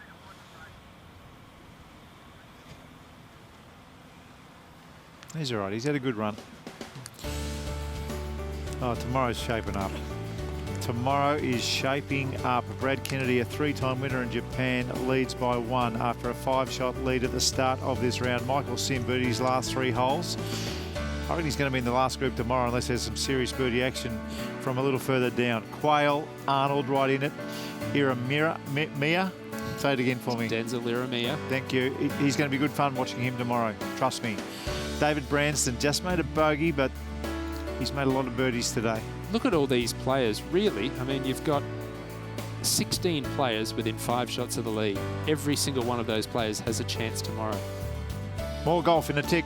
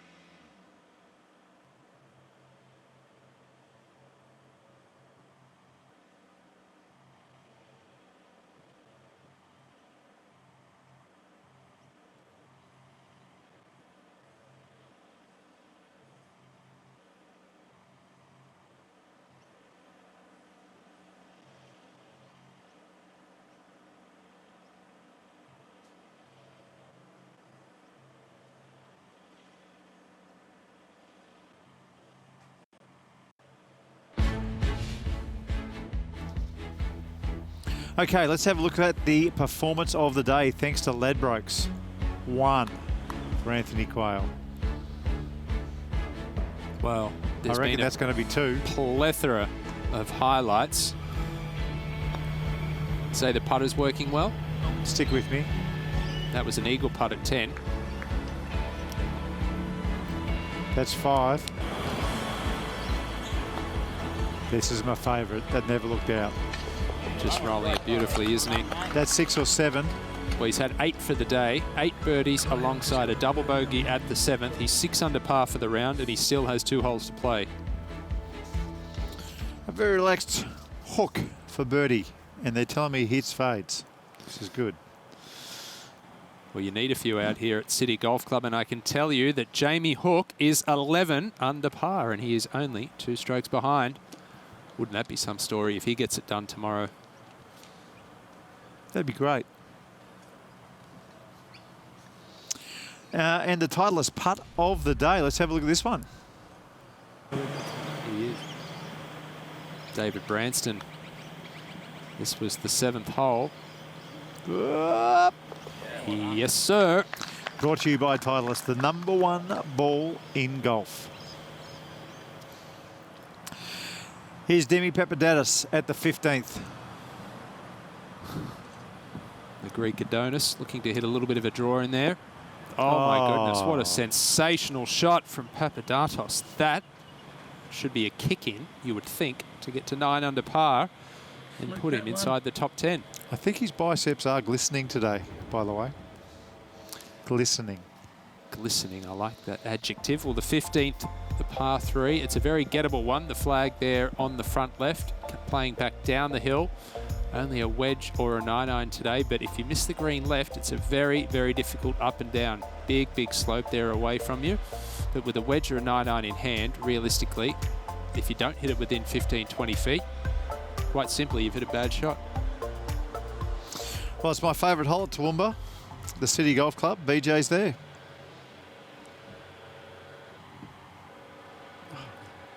He is at City Golf Club. He's just not with his group. But Damien Jordan, another fantastic shot, and he needs a few because he's 3 over par for the round. I was just thinking, back to our conversation before, 1-iron. You don't see one. You haven't seen a 1-iron for ages. But I did see Jake McLeod last year at the British Open, excuse me, at the Open Championship using one. That is an ugly lie. Brendan Goddard can tell us whose ball it is. Yeah, that's the ball of David Branson. So it's got a bit of stick trouble there and some other things behind the ball I won't mention. But Callan O'Reilly, perfect position. David Branson, sorry, has got 95 to this back left flag, just tucked in over that bunker. Callan O'Reilly's got 80. And Brad Kennedy's actually got a bit of tree trouble because from that angle he's got on that left rough, he needs a high soft one. And he won't be able to do that with that tree in front of him. So can Branston move that? Can Branston move that stick, PJ? Is it possible at all? Yeah, he can. Yeah, it's not up against the ball, but as he's doing so now, a bit of a game of Jenga. Okay, because it's actually not a bad angle at all, really. He's got a perfect angle to that left flag, and I don't think that tree will be in his way. Did he get that? Did he get that twig? I'm not sure he did. I think he's having another go. Yeah, I think he's having another go. I don't want to frighten him. This is literally a game of Jenga. This is. Yeah. If you ever played pickup sticks as a kid, sometimes the stick you're moving, if you move, yeah. You wouldn't want to be doing it with trembling hands under the pump, would you? I don't want to frighten him by talking, but No. Callan O'Reilly's just trying to see if he can get relief. Find out again where that edge of the fairway and rough meets. But he asked me and I just shook my head. I can't quite see it. So I think Dave Branson's successful in his game of Jenga over there and got the twig away. It's interesting, isn't it? He removes that twig, it becomes just one little twig. It becomes a fairly straightforward shot. If you can't remove that twig, anything could happen. Well, you've got flying lies in rough, and you've also got lies that you know are pretty safe in the rough. And I reckon you've picked it. I think the twig's gone. I think he can safely pick the spin. I know it's obviously not going to be a normal shot from a fairway, but it looked like it was on a bit of dirt too, didn't it? It didn't look like it was going to be a flyer lie necessarily. Yeah. I don't think he has to worry about something that's going to surprise him out of this rough.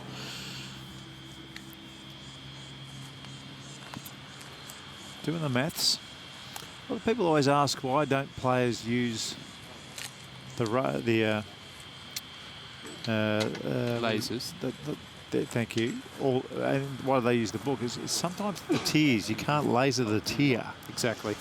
So these players are very good with their distance control, and they want to know where to land the ball. They don't. They never really, in professional, want to know how where it finishes. You're always trying to work out where to land it, and that's why you want to know where those tiers are. What clubs you got, BJ? I think it's just little gap wedge, boys. But as you said, there's no issue with the angle. It's a really good angle. Just a bit of a hairy lie. Straight at the flag. I think it's got to sit a bit. Oh, beautiful shot. Unbelievable.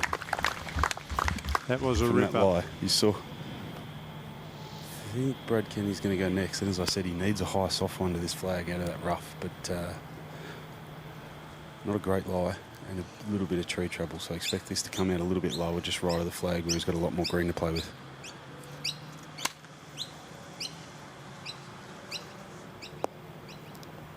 We'll sit down.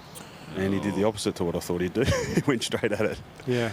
You can see the difference between lies. I mean, you picked it, Ewan. Just a little bit of sand around the ball just changes the game for players who can strike them well. You can pick the spin when there's no grass between the club and the ball, no matter how it's lying. BJ, looks like Callan O'Reilly, apart from the tee shot on the 12th hole, he's driven the ball really well today.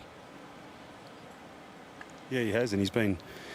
I think his game plan's been one more, or a bit more aggressive than the other two, and he's had a lot of these shots which has probably been the more difficult shot. These little half-shot wedges that we've talked about all day, but he's put himself in great position off the tee, so you can't really question him. But there's a cold putter, but he could have had himself right in contention, or if not leading the tournament.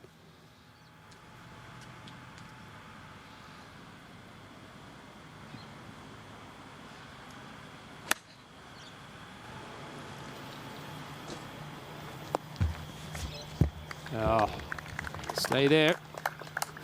Well done. Good opportunity for back-to-back birdies for Callan O'Reilly. Okay. Let's get out to Dimi Papadakis. This is for birdie at the 15th hole. Just to get to 9 under par, couple under par for the day. Beautifully done. Dimi Papadakis.